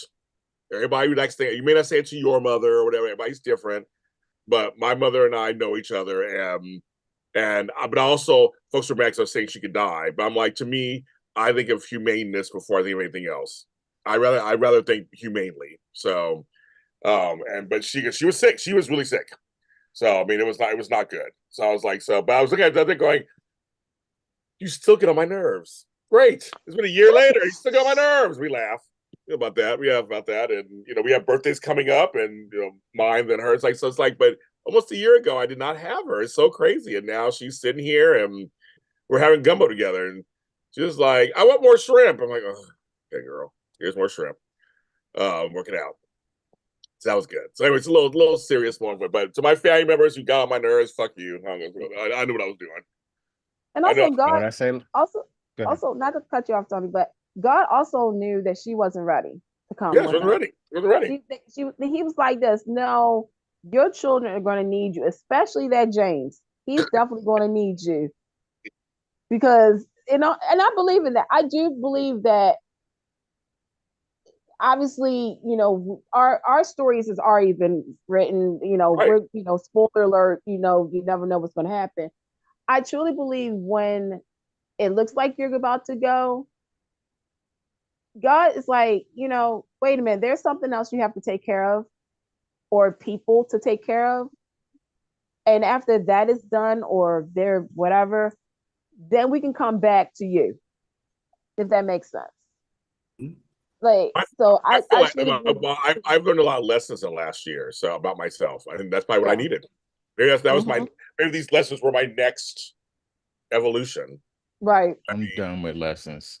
Oh, Tony, I understand that too, Tony. I understand that too. But Tony, there's a reason why you're going through what you're going through. You too, also for some reason. So, which means when that's done, you'll be also a even better person. I'm good. Yeah, I'm good. Kayla Roney says that's when that is why Kenny Loggins wrote This Is It for his dad. I know that story too, Kayla. When he was sick and giving up. When I heard about Miss Benita, I remember Kenny Loggins' words to his dad. Same thing. I know his story too, when he told his dad also. And I'm like, but just my thing is, see, I'm not worried about work. Like I made a joke kind of earlier that if something happens to me after the surgery, whatever. I know where I'm going. And where I'm going, it's great. It's wonderful. I'm not worried. It's gonna be a wonderful time. I'm gonna see my brother Max. I'm gonna see my dog Scrabble. I'm gonna see my parents. Scrabble. I'm gonna see everybody. I'm gonna have a great time. I'm gonna see all my friends and family. It's gonna be wonderful. Well, not all of them. But a lot of them. Some of them didn't believe, so I don't need to go up there. But anyway, but the others I'm gonna see. And so I feel sad about my mom, and my brother's an atheist, but my mom and for other people, they believe, and so since they believe, then I know where they're going. I'm not worried. And so I'm like, I mean, I don't want her to go. I didn't want her to go. I wasn't saying I want you to please go, but it was like we have to think compassion, and we have to think about somebody else for a change. And I know when I saw my stepdad sick and he was hurting, I was like, he deserves dignity. I mean, this is just like he gave so much to my mom and us. I'm like, I mean, I just think people, it's hard to let go. I know, I totally get it. I get it's hard to let go, but I guess for me it's a little easier because I believe. So I'm like, Yeah. Okay. And I heard it's a great place. So I'm like, let's go now. Shit, I'm ready. Let's go. You know, but I understand also where Tony's coming from. Trust me, I don't need more lessons either. But apparently, I do. Apparently, so I'm still learning stuff. And Tony, you were gonna say something. I forgot you were gonna say something. No, earlier. I thought you were gonna say because you were going to say something. yeah, you guys were talking at the same time, and she ended up going, and then I ended up going after that. Okay, so check. Jakari says, Matt, I love the logo in the background. Jakari said, last year I learned something about yourself too. Hopefully every year, every whatever, Jakari, you learn about yourself. Hopefully every time. Preach. That's the hope. Education should only end when you die. That's it. While you're here, you should be learning something. So, and you're young and tender, Jakarius. You're young. You're young. He's 24, you guys. Oh, so tender. He's 24. Do you remember when you were 24? Yes, I do. Yes, I do. Yeah. I want to interject something here. Speaking of 24. No. And I want to say this directly to Jakarius. When you hear folks that are older than you make these kind of comments, they are appreciative of what they learned when they were your age, and they are looking forward to what you're going to experience going forward. So it's a positive thing. It's not a dig. It's not anything. You've got so many opportunities ahead of you, and those of us that have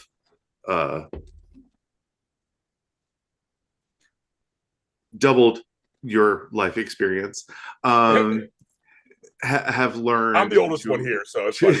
I'm old to appreciate those younger years. So we're looking forward to all the things that you are going to accomplish. We know you are. So wait, Tony, I'm older than you, Tony, right? Also, yeah. God, I'm older. Like, Don't let the snow fool you. Yes. No, you have no wrinkles. Black folks can never tell. We all we don't. We age pretty well. That's why I have all these lights. It washes out the wrinkles. Yeah. Yes, Matt, we have experiences to help those younger than us. And Kayla's sending love to Jakarius also. Yeah, you're part of the family, Jakarius. We're here to look out for you. We make jokes about being old, young and stuff, but it's a privilege to get old. It really is. Actually, is. Some sadly cannot. That's the gold. That's the goal. It is. You want to get older. And I know, but I also want to address something for Jakarius because I know he's in a small town in the South. So I know it could be rough also there for you a little bit. But hopefully as you get older, gain more confidence, you don't have to always stay there. You can always move somewhere else. I mean, I know it sounds weird and crazy right now, but a lot of us do leave our homes for a while and find life elsewhere. That might be a possibility for you. Or you might find life there. You might find it. You might just find that person and that's it, and that job or whatever. So Sandra, Sandra just had a birthday. I embrace my age. Yes, I'm so older than you are. So embrace it, because, like I said, sadly, there's a lot of people that I know that didn't make it to 42. I have no shame in telling my age. I will be 42 this week. Thank still young. Still young. Right. Yeah, bitch got the flaunt it. Oops, I mean she got a flaunt it. How young she is. So this is the reason I looking like she's 22. Get out of here. Well, here's the thing. I flaunt it, and a lot of people say it's a negative, but I look at it as a positive because, okay, going back to the sad part, my mom passed away when she was 36. she literally had turned 36 when I can freely talk on JLJ Media when she got shot. My mom was shot on her 36th birthday, and 2 weeks later she had passed away. So as of this week, I will be 6 years. I've outlived my mom, which sounds kind of crazy to some degree. But one thing that I learned from her was every time that was her birthday, oh, homegirl would turn it up with her Colt 45 and some crap. She was born in July. She was a July 4th baby. So she always celebrated her birthday. And even if she didn't have a party, she would make it a day about her or a week about her. And that's where I got the like celebrate your birthday all month long was from her. So for me, and sadly, I had some other friends who didn't make it, who didn't even make it to their 40th. So I look at it as I made it. I made it. I am still here. And then I look at the accomplished that I've done a year ago and what I want to do this year. Like each chapter is, you don't know what's going to happen. It's unexpected. You just don't know. Like I already know some of the things that's going to happen this year. Not going to wait. But I'm just like really, I get excited for my birthday. I do. I mean, that's just me. Plus, I don't look 42. All right, enough. And if you want to donate to JLJ Media, donate. She'd have to look like a candy striper. Stop it. I didn't say stripper, I said striper. You know, Yeah, a candy stripper. yeah, I said striper. She started. I said, no, honey, I I didn't say started stripper. I said dancing. striper. Well, it's funny. It's funny. Is I it? think of my brother Max, especially. I know he wish he was still here. He was hilarious. He died at 47. So I'm always like, dang it.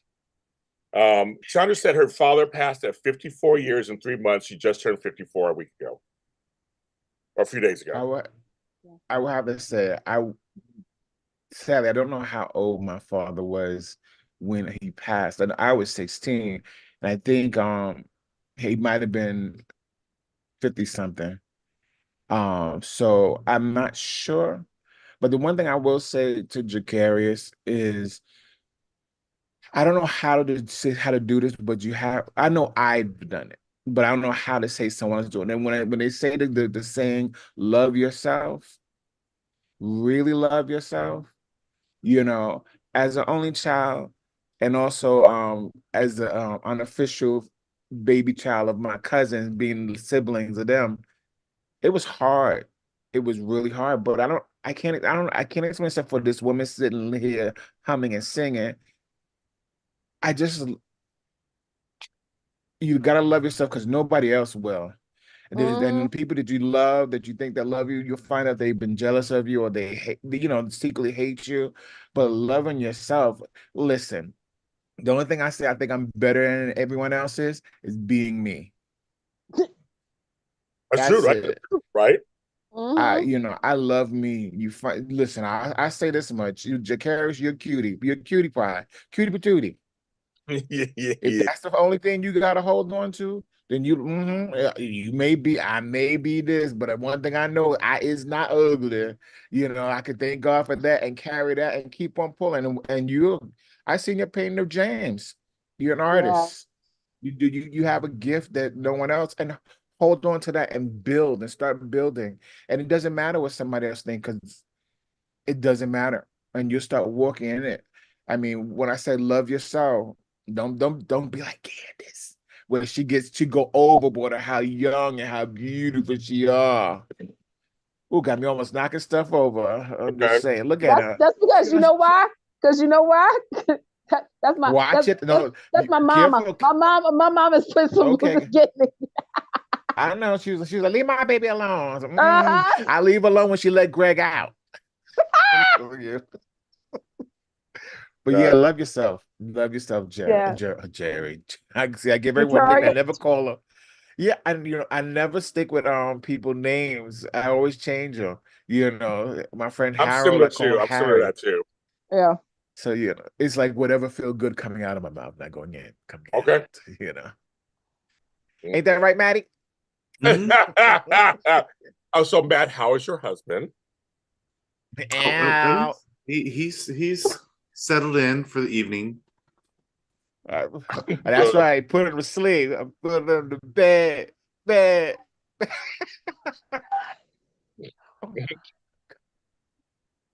There you go. He's I can't even talk. Shit. What are you eating, James? Some marble cheese and some stuffed olives. Whoa. I had taste for him all of a sudden.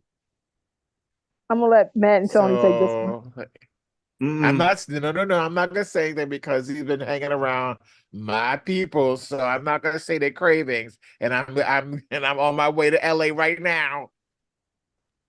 So, I know my family, we love olives. My New York family, my grandmother, she get olives. She get Goya olives, and we eat the fuck out of them. So good. Well, you okay, Matt? I'm fine. I'm good. He I'll just is like brr. never said, Tony, how is mom? Jacarius said,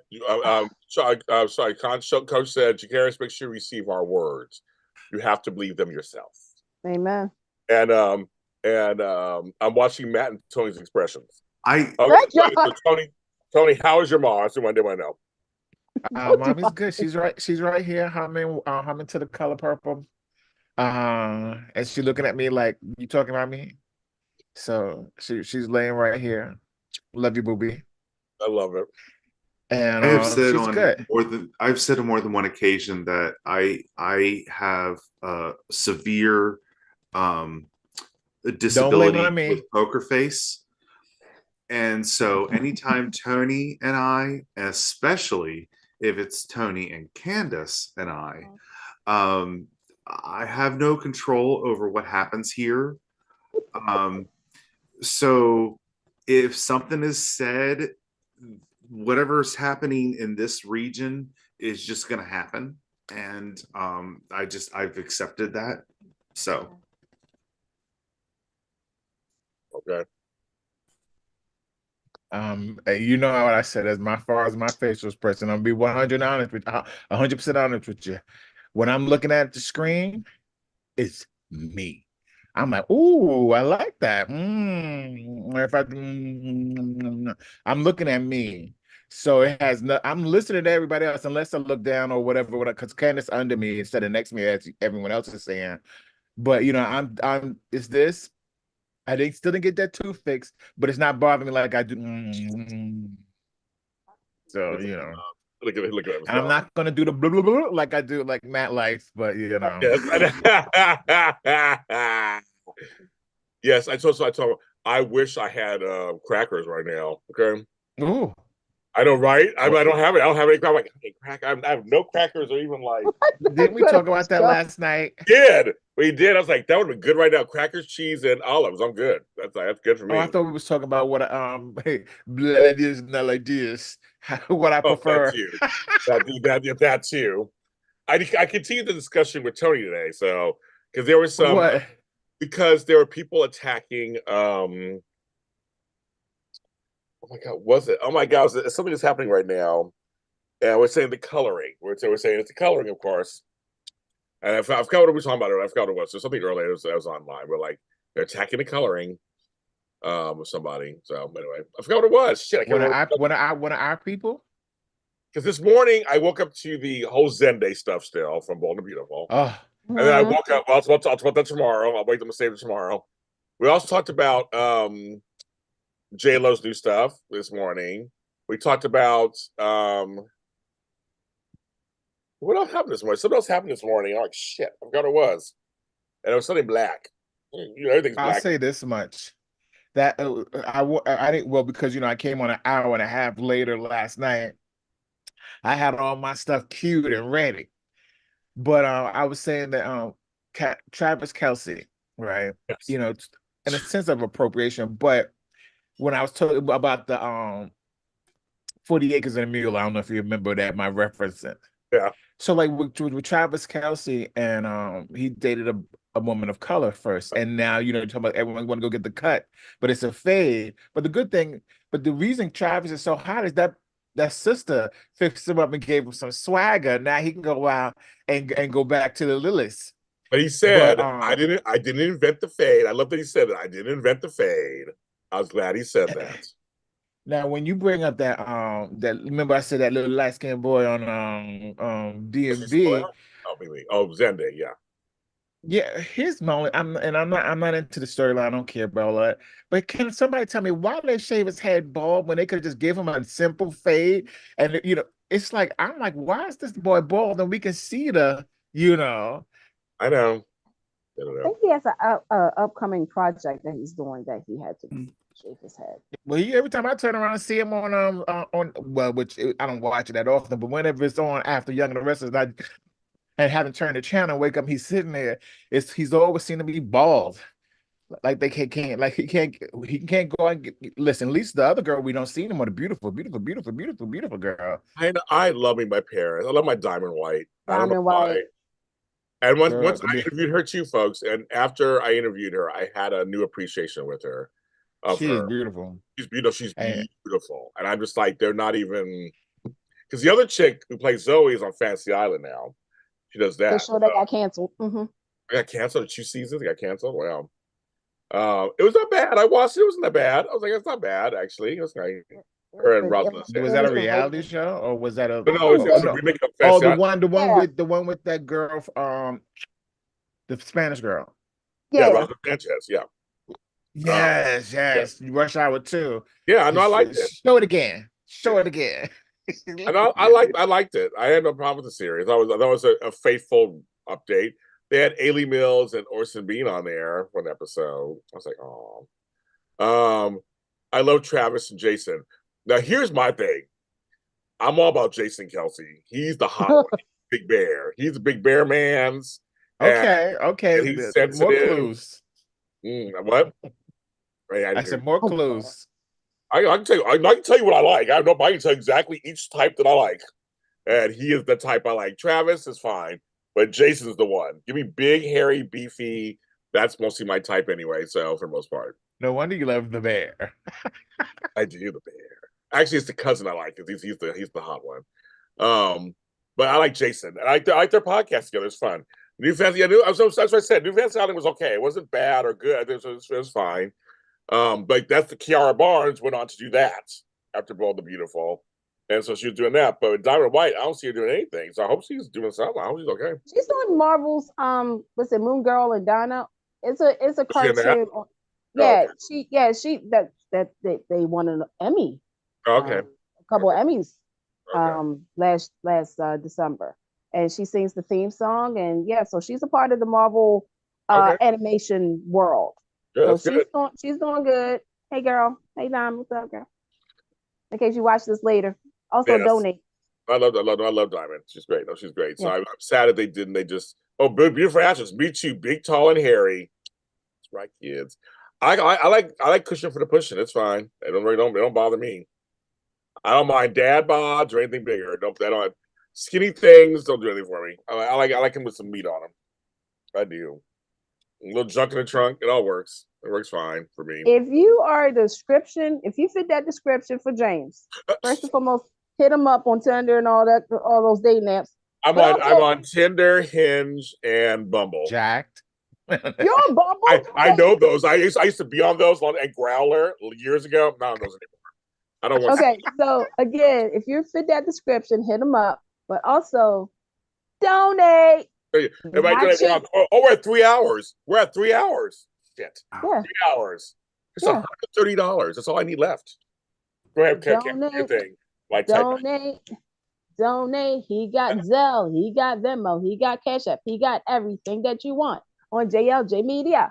And right now, it's raining in LA. All of a sudden, it just started raining. It's raining, man. Hallelujah. It's raining, man. On JLJ Media. You see, I couldn't really sing all of it, so I had to change it up because of the rights. Yeah, so but see, I changed it up though. See how I did it, and it was under 2 minutes. that I had to do it.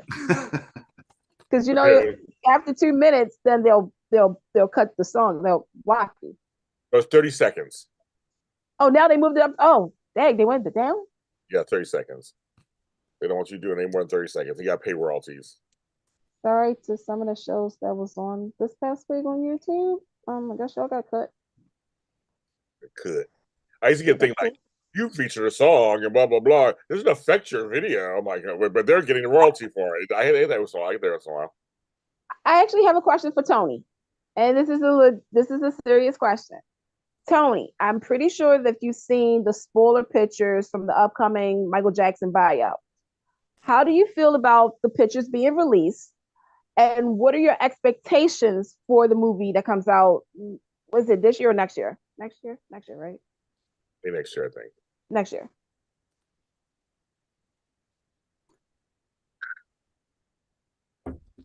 The pictures are fine. He's oh my god, dang. He's like, The pictures are fine.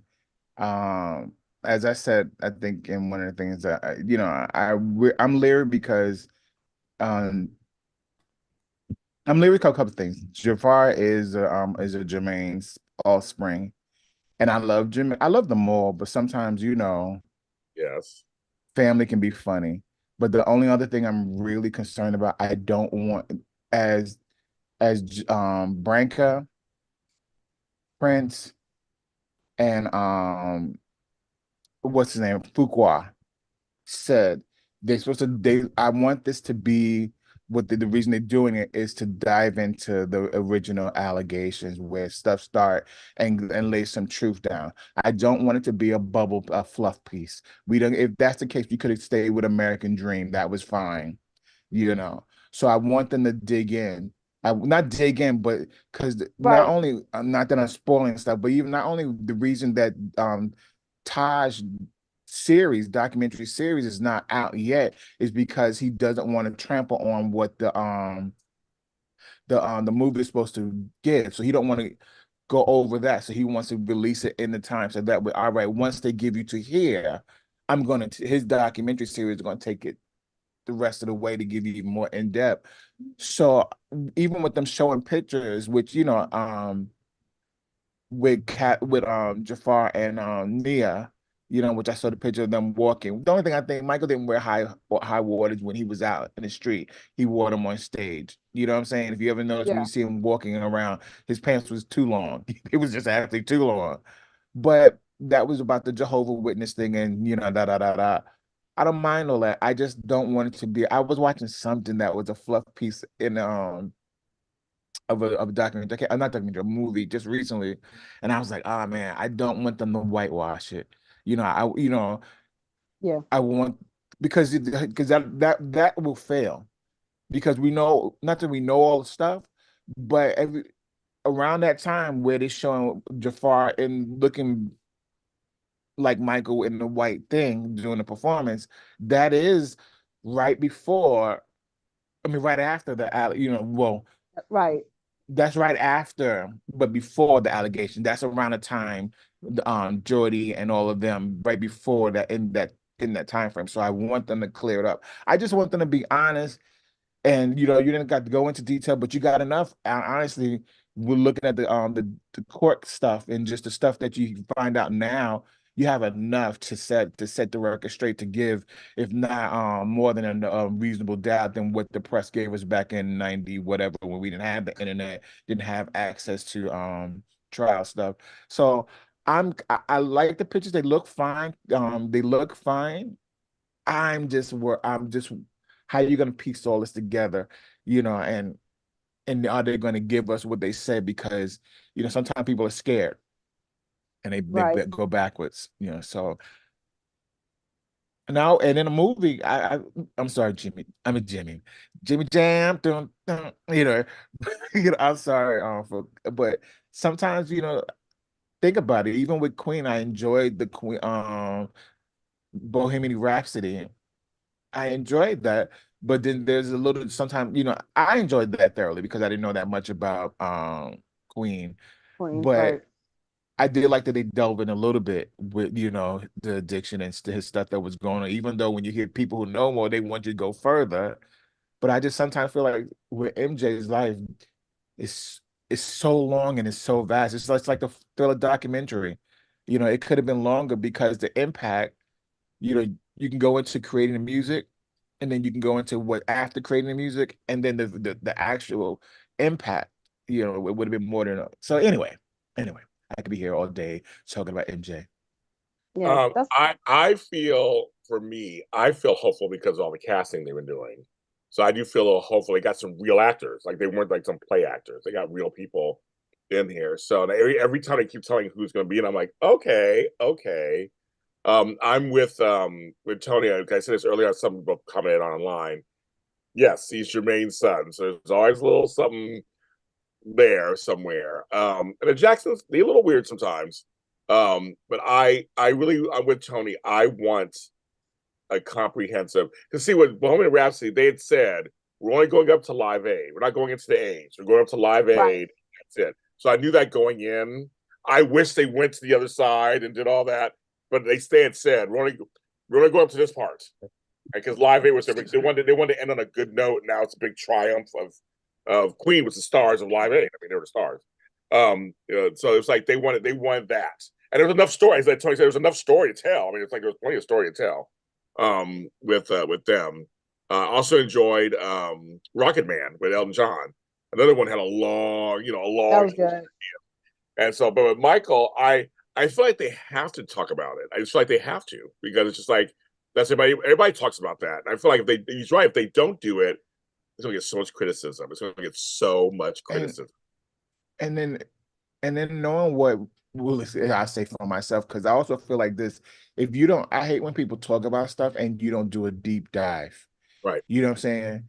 But knowing doing the deep dive, knowing the stuff that, why they settled. And it's not because it's settled because there was any guilt. It was because of the law that they changed in California, where if it's criminal, the criminal case got to come first. The civil comes afterwards. The judge granted the civil to go forward, and if you know law, you don't let the civil go first because all the information that they get from there, now the prosecution can change things. Oh, and it closes your window. So the judge should have never allowed the civil case to go first when there was a criminal case pending.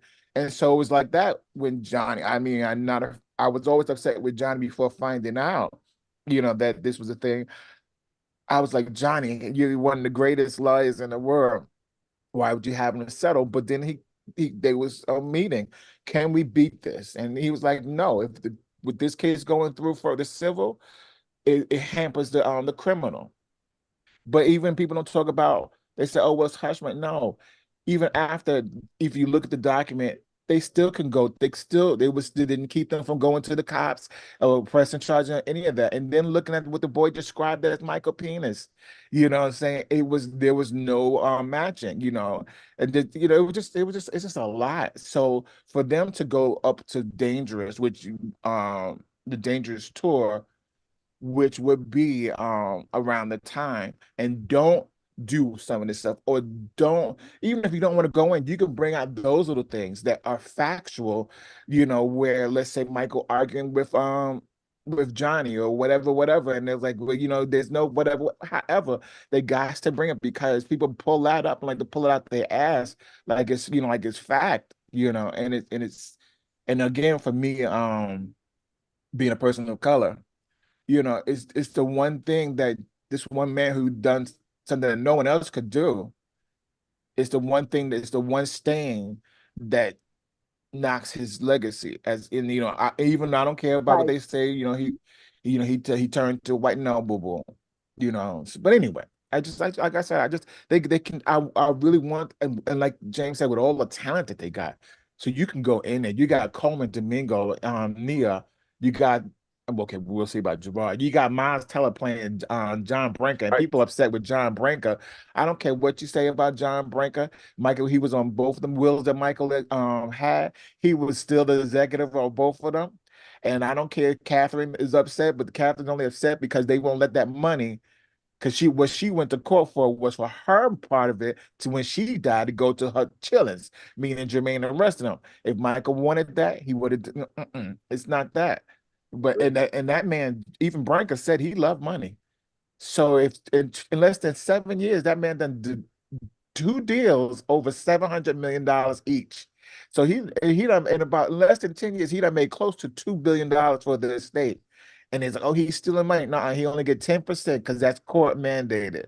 You know what I'm saying? The trust gonna be in there, and them kids are never gonna get the money because it's gonna stay in a trust because until they change the estate laws where you inherit, all that money ain't going to the government. So whatever that man is doing, let the man do because he ain't gonna mess up. That's like somebody pissing on a fire and you need to stay warm. He's not gonna do that. And then they get $8 million each. House paid, house and everything paid for, the state's still paying for the security, whatever, and you're getting a lump sum of $8 million. Catherine, what you need to be doing, putting that stuff in the bank, and then that you leave to Randy and the rest of them. And like I said all the time, but do like Randy do. Jan, you got a job for me? Come on, Jan. You can still get out there and sing and dance. Let me be your manager and executive producer. Get some cash somehow. Anyway, I do love. I enjoyed the 3 George Michael documentaries too.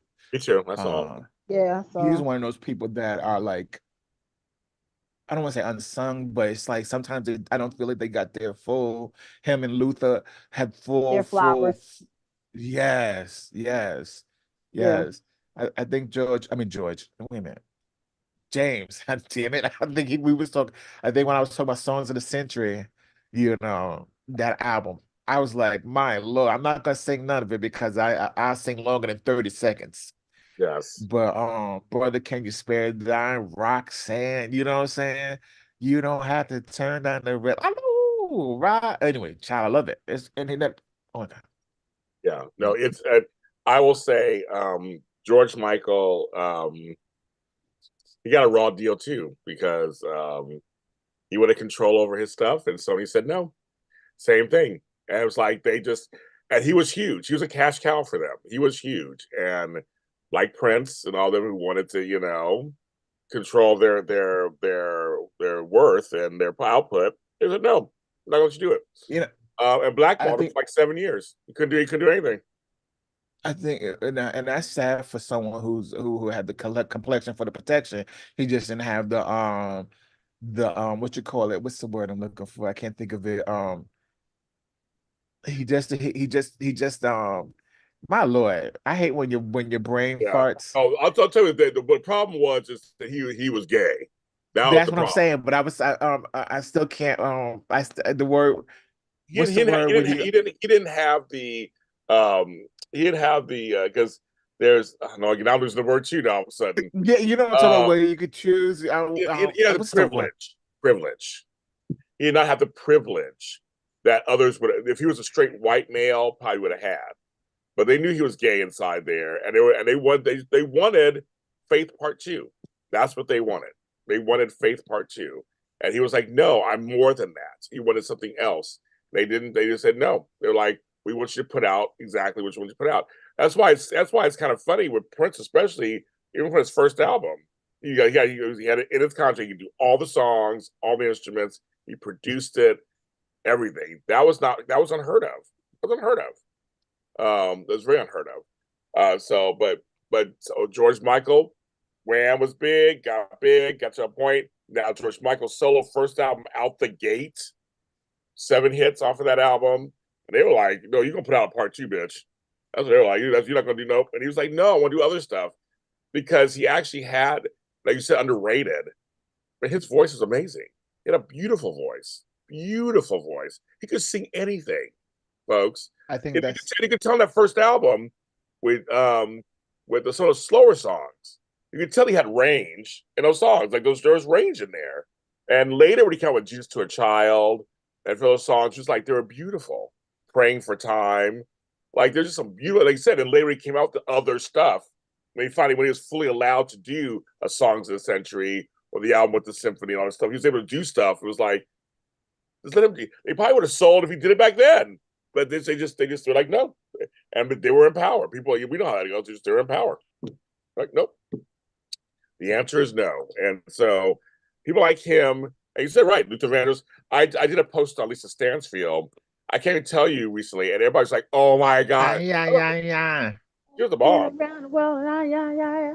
Mhm. I get. Oh, Showtime met Apollo. That's the first thing I just thought about. Yep. And she was like, that was. Oh, Miss Showtime met Apollo. I just know this is a radio. George, Black Radio, George was played on there. Lisa was played on there. Obviously, Tina Marie was played on there. Hall and Oates, Elton John. They're all played on there. They're all played on there. I'm just laughing at Hall, Matt, and Oates. Why don't none of them are fighting each other? You can't say how they're fighting. They're fighting. They're beefing Fighting. with each other. But he's like, go for that. Oh no! I guess he's like, No, he's can my do. brother, but I wrote all the songs. Like, okay, Daryl. Okay, Daryl. I'm totally waiting. Where's VH1 when I need them behind I know. the music? Like, just like Sandra goes, the Black community here loved George Michael. No, George Michael was very revered. I mean, he was big. It's like, well, him and also, and let's not forget Boy George. Boy George had a beautiful voice. Again, another person, drugs got in the way and all those stuff. But do you really want to hurt me? I remember when that video came out, I saw, I was like 2 years old. We were like, who that? But the voice was so beautiful coming out. It was like it was like the way he sang it with the kind of like reggae beat part of it. I'm just like, do you really want to hurt me? I'm like, I don't want to hurt you. Yes. God, I don't want to hurt you. I just remember that. I mean, you're too young, obviously, Candice, but I don't know if Matt, I don't remember seeing Culture Club as a kid or whatever, but it was just like he looked the way he looked, but his voice was so good. There's a song on his second album called Changing Every Day that was not a released hit. Love that song. Church of the Poison Mind, love that song. Of course, Come a Chameleon, of course, but some of the other songs are the Time song. That song is good to you, and he has so many great songs. It just was so good. His voice was beautiful. But he did change my life when he did win the Best New Artist Grammy. He goes, America knows a good drag queen when they see one. I was like, I've never heard it before my entire life on TV. He said drag queen. He said drag queen. I loved it. It changed my life. I was like 15. Like, oh my God. So yeah. Anyway, but Culture Club, another one. Beautiful voice. I mean, beautiful voice. I met Boy George. Very nice guy. He's a big Adam's apple. Really big Adam's apple. Okay. I was gonna suggest I had an idea for a new show with you guys on there talking about like 80s and 70s music and early 90s. Stop. It could happen later on in JLJ Media if only you donate. So, I've been over 3 hours, bitches. 3 hours. Dad, No, seriously, you saw the way she did that though? Yes, she did. I love it. She said, you guys, show. How can I say this? An oldies show. Oldies, you know. Oldies. Well, no, because 3 hours. Because here's the thing. I mean, James did a have you ever heard? I think you did a Solid Gold one. I think you did. I did. And actually that's how I heard of Boy George was I was watching repeat, like when I was younger, when they showed repeats of Solid Gold. You guys remember like during Saturday afternoons, they would Matt knows this. Here in Baltimore, there's a channel, WJZ, which is a CBS affiliate. And they would on Saturdays around like 1:30 or 2 o'clock, they used to play encore presentations of Solid Gold. And so that's how I knew who some of these, performers were, because I would watch it. Again, my great grandmother, my great uncle Mike was watching Westerns. So that's how I know John Wayne and all of them. So it's like, I think you guys, because you guys are really invested in, because that was a time period. Not saying you guys are old. I mean, I'm a part of I was born in the 80s. Candice, I'm sorry, I need to cut you off right now. Keep digging. Cut you off right now because Ambassador Sam just donated the $130. Yay! He says, greetings, everyone. Pay it forward. Yay! I made my goal, kids. Okay. So let's get back to Candice digging her grave. Hey, we'll get Ambassador Sam. Ambassador Sam saw where she was going. He was trying to save her. He's like, let me stop this. Nah, No, no, because see, we're gonna I let said this all go. of you No, guys no. donate, and I think, hey Sam, don't you think that Matt, James, and Tony should do like a pop culture rewind show where they talk about music, fashion, and a TV show? I'm not doing that. Okay, here's the deal. Okay, well, before we go on that, okay. Thank you, Beauty for Ashes. Thank you, Sharon Jones. Thank you, my sister. Thank you, Daisy Flower. Thank you, Kayla Roney. Thank you, Leopardess. Thank you, Candice's godparents. Thank you, our buddy Joseph Goncalves, and thank you, Ambassador Sam. We have made my goal. So thank you so much. I mean, that's absolutely, of course, for new shows. But thank you so much. We made my goal of $250. I can't. By the way, Sam said yes. Sam said Is he saying absolutely. absolutely? Wait a minute. Let's clarify. Is he saying absolutely for the show or absolutely Candace shading us? No, he's saying no. He's saying for the show. He said for the show. He said, I'm watching the chat too, honey. I'm waiting. Absolutely. Oh, he said absolutely Candice. He said absolutely Candice. He said Candice. See, thank you, Sam. Thank you. We appreciate you, Sam. In all honesty, because I see you over at Albert and everything. You come through. You come through for them, and I have to definitely tip my hat to you. He did some days for the days. Yeah, addition days like 100. Not saying I did. So yeah, so thank you. You guys, you are helping James and JLJ Media and Albert and everybody. So thank you, and we'll work on that show. You want hashtag always Team Candice. We cannot shade Ambassador Sam tonight. Thank you very much. Ambassador Sam, be careful because Candice has lots of room in that basement. You saw she buying it. You saw her buying a little box for the outside. And I told you you're gonna put it in your backyard, James. Watch the bushes. Hold up. Wait, Tony, hold up. So see, she already put the down payment on it. No, not next weekend, but the following weekend. I'm going to a 90s party, right? And anybody who grew up in the 90s, or do you guys remember these? Mm-hmm. Remember, James? Remember those. Yes, that took a second. So I'm going to be Dion from Clueless. Talking about. Duh. And so I needed this, and somebody, actually one of the parents of the kids they had this, and I was like, yes. So I'm going to paint it though. Okay, Kayla's going off. She says she's going to bed. Congratulations. She has church in the morning also. Amen. So she said, see you in the soap chats tomorrow. See you tomorrow in the soap chats also. Happy you made your goal. Thanks to your co-host. Yes, my lovely co-host. So thank you, Kayla. Have a good evening. Get some good rest. Love the Lord tomorrow. Amen. Get fed, they say. And Chandra's laughing at Matt. That's what I'm here for. I'm Matt. So that's what I'm at. I used to have a show. You can catch it on here. It's called Jack Farmer is the DJ and James Lott Jr. is the farmer. And we did 13 episodes. We talked about music. So that wasn't music, but he left me behind for other pastures. So, but it's still up there. That's not the same Jack Farmer. Yeah. That's not the blue-eyed Jack Farmer. Yeah. Mm-hmm. Yeah. We're all after buzzers. We're all after buzzers. Oh, so that's one of Flobo's partners. Yes, and they met at AfterBuzz. Or they met before that. They're both DJs, but he got Flobo and AfterBuzz into the wrestling stuff. And I knew, and at AfterBuzz, it was soaps over here and wrestling over here. It was like this big divide. They're both treated the wrestling world at AfterBuzz was treated so like big because they had a big connection to WWE or whatever, and the soaps were treated like stepchildren.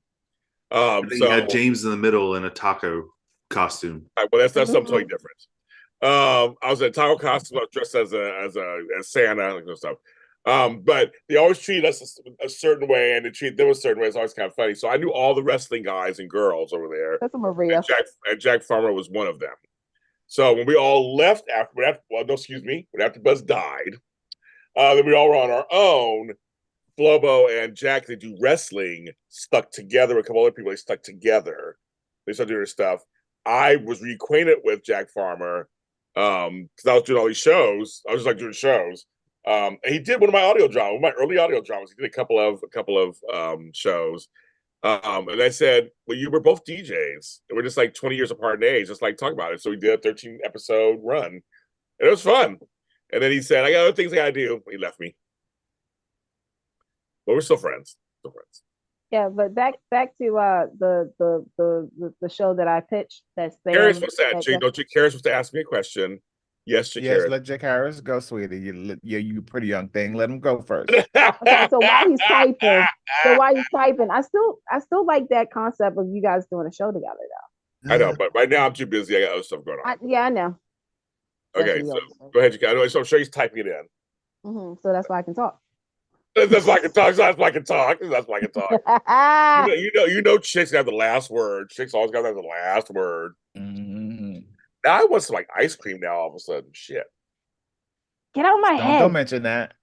I really yes. I want ice cream I do. too. Does that sound good right now? So I get some ice cream. Well, ignore Matt. You two down there. Ice cream sound good, don't it? It do. Do it? Yeah, Is it it bad does. that I want to DoorDash McDonald's so I can get a hot fudge sundae?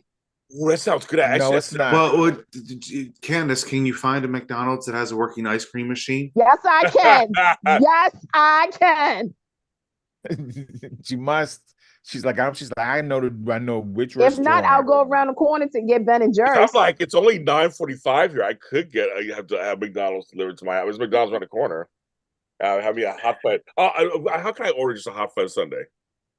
I have to order something else, right? Yeah. So what kind of meal do you want? Because I'm going to probably get a Big Mac meal or a chicken nugget meal.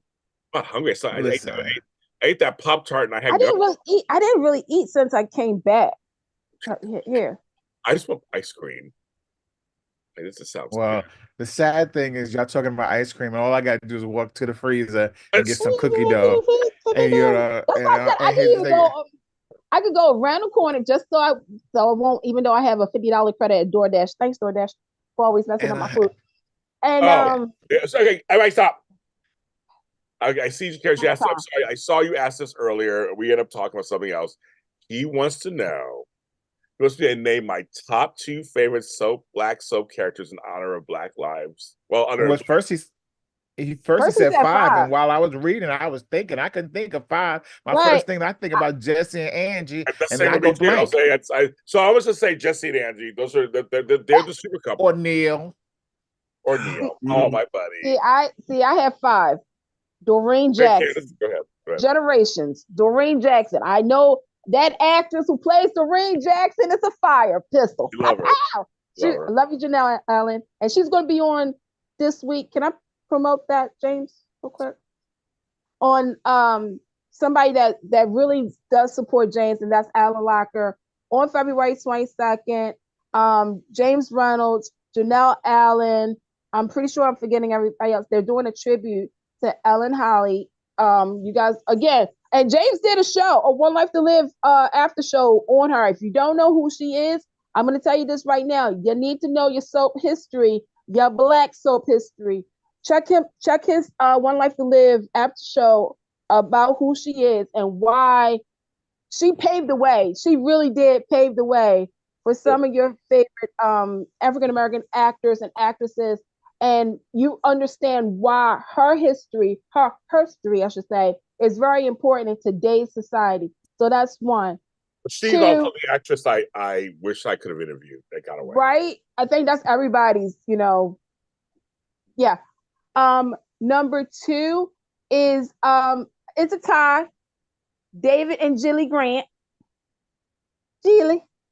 Because it was just everything. Of course, Neil, because he broke the stereotype a little bit. I have actors. See, there's actors I like, but not the characters are my favorite characters. Like right. I love James Reynolds, he's my friend. I mean, but Abe is not. He's not my favorite character. Like, right. he's an icon. I mean, he was somebody who was iconic on there. I liked Monty Sharp, guy he liked. He was only on for a short time. I liked his work on there. I like Keith Hamilton Cobb, but I wasn't a huge fan of Noah on My Children, or a huge fan. His acting's good. I like him, So there's actors I like. Right. Renee Jones, Lexi, of course, Days of Our Lives, love her. But my, RJ Gannon, which I did a show on him too. I was gonna say RJ. But I'm saying, Angie, if I pick characters that I like followed through and enjoyed their rides, I would say Jesse and Angie. They're legendary. They're the first super couple that was black. Victoria's not going to make that list. I love me some Drusilla. I love me I Drusilla. love Calvin. I love me Victoria Rowell. I guess she'd be in top 5. But you said 2 people. I'm going to just pick those 2. I want to give a shout out, even though I wasn't I was. Here's the thing: I was born, but I didn't watch it. I watched it on USA. Was Calvin and Dee Dee on Edge of Night? Oh yeah, they're on it too. Yeah. So to me, I'm going to say it because there's a debate about this. Calvin and Dee Dee was the first. I mean, I don't think they were the first black super couple, because I'm thinking that was. They're not. I'm sorry, it's Angie and Jesse. I mean, everybody knows who Angie and Jesse is. I'm sorry, that's just the one that everybody. But even though Carla and Ed Hall were the first black couple, right? But no, the black super couple, Jesse. Because remember, Jesse was so big because of Jenny and Greg, right? Greg and all that. And Angie came from the good family. He came from the bad family. I mean, it was classic. It was classic soap. And shout out to. I think. Yeah, go ahead. I think there was being that it was so far back. First of all, thank God I don't have the button, because every time Candice reminded us that she wasn't born then, I started rocking like, oh, Miss Sophia. No, Miss Sophia. I want to hit the button. But I always, from my recollection, it always interested me how the chemistry between Jenny and Jesse, and I thought they was afraid that Lord, they were afraid. They're afraid. Yeah, they're afraid. They was with Cliff and Angie. Yeah, Cliff and Angie. I asked Peter Bergman about that, and he confirmed it in the interview. He's like, yeah, they were afraid to go there. And the reason I said I could why not? Because we're good doctors, we're good guys, we work together. Why wouldn't that happen? Why wouldn't that happen? Even Bridget and David on Gone Light. Like, I know David. I know, yeah, that too, yes. Yeah. But see, I think the reason I found it hard when he said 5 characters, it was like, no matter there's been a lot of characters, but you don't see them as often as we have saw Angie and Jesse. We saw them almost every other day, or if not every day. Right. And they were sprinkled. There wasn't always Jesse and Angie. Pat and Jesse be doing something, and Jenny and Angie be doing something, and Angie was sweet. So we saw her every day, and so now when you see them every now, whenever there's Black History Month, they bring them out. Let's put a little color, and they bring them out. So it's hard over all these years. You be like, well, what, who, how, who, and it's hard to think of. That's why I was like, when he said 5, I was like, ooh. I just hope there were characters that, I like them here and there, but they're not my favorite characters. Right. Ones I can actually say I liked, and I also enjoyed them, was Jancy and Jesse. And Thomas and Hardy didn't last long enough either. No, they didn't last long enough. A lot of them. I will say that I love it when you bring up RJ, because I totally forget about him. I loved RJ. And I totally didn't like him when he was on there. And then when it was like towards the end, I was like, okay, I like this. I like him. Because I felt when he came on, he was, well, first of all, dreads and truly dark skin. You know what I'm saying? He was not a glamour puss. You know what I'm saying? It wasn't something that you look at and go, ooh. It was like, ooh. Right. Who he here to hurt. And then as time went on, you're like, okay, all right, I can see it, RJ. I see what the RJ is all about. That's the thing with the color thing, is when they brought on Sean Blakemore and on General Hospital, I was like, oh yes. I was like, he's a darkly chocolatey man. You best believe he was like, and he did romance Alexis and Carly. Basically, they got the quiet as it kept. They went going after Sardaine's flower. It's going at the White Queen, and it was like, ooh, they might be a little couple of chocolate bars, a little, what? I love me some RJ. Yeah, RJ was the bomb. But no, I'm just saying, it was very much. He was the other one who was dark skinned who came on. I was like, where did that go? That's interesting. These weren't the light skinned black men we got all the time. So I just thought it was very cool to have chocolatey goodness in there in our men's and our women. And the women were usually light skin or brown skin, so they weren't even. But when I saw Tisha Harper come on there, I was like, "You go, girl!" On GH. I was like, "You are dark and you are beautiful." And I saw her at the Emmys a couple of years ago, and I was like, "This girl is just like floating across the room." It's beautiful, beautiful, beautiful, beautiful, beautiful. But I always say to people, again, I'm of mixed race origin and everything, so I mean, we make beautiful collections together. Listen, You coffee. Listen, ain't nothing wrong with a little bit of chocolate.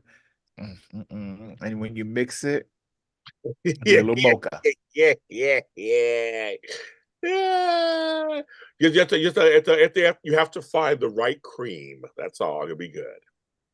Some cream curdles. Some cream ain't good.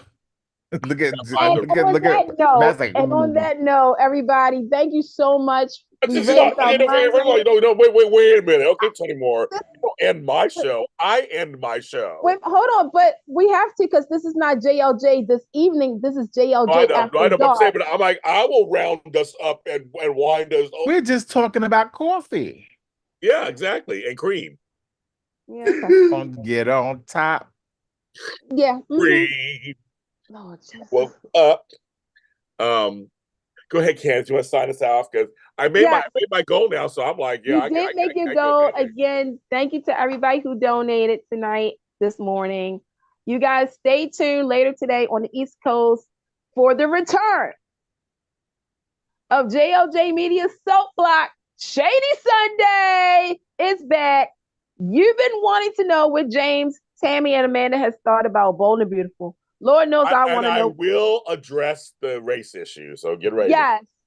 I know some of you guys have been wanting to hear what they have to say about Young and the Russells, because shout out to the MVP, Eileen Davidson, because she's pulling me through this story. You notice how I said that, okay?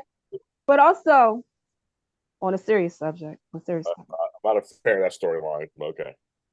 You guys want to know what Frank and James thinks about this past week's General Hospital? Woo! Bye, Dex. Let me tell you this right now. We are in the final stages of Chris and Dan's writing. I don't think, hallelujah. And there was a major drop last night at a Zoom event about somebody knowing their character was about to say deuces. But when you hear how long this person knew about it, you're going to, James, I don't think you even know about it. I'm going to message you to tell. Yeah, You guys, General Hospital may never be the same again after Frank and James talks about it. So tune in later today on JLJ Media's Shady Soap Sunday, and also catch Tony and them edition days as well on the YouTube channel. Also, make sure you follow Matt and Scott at SpectreCelebrity.com. Tony, where can they find you? You're not gonna do it like you did last time. That's right. That's right. So I haven't said anything. I haven't said anything. We're just gonna follow. We're gonna just follow. Okay. Well. All right. And you guys can follow me on Twitter and Instagram, and catch me on Soap Party later today, and also on the email as the VP. Yes, everybody, and we're all James Jr.'s sold at JLJ Jr. on social media platforms. We'll talk to you tomorrow. I'll see you guys tomorrow. And see now, so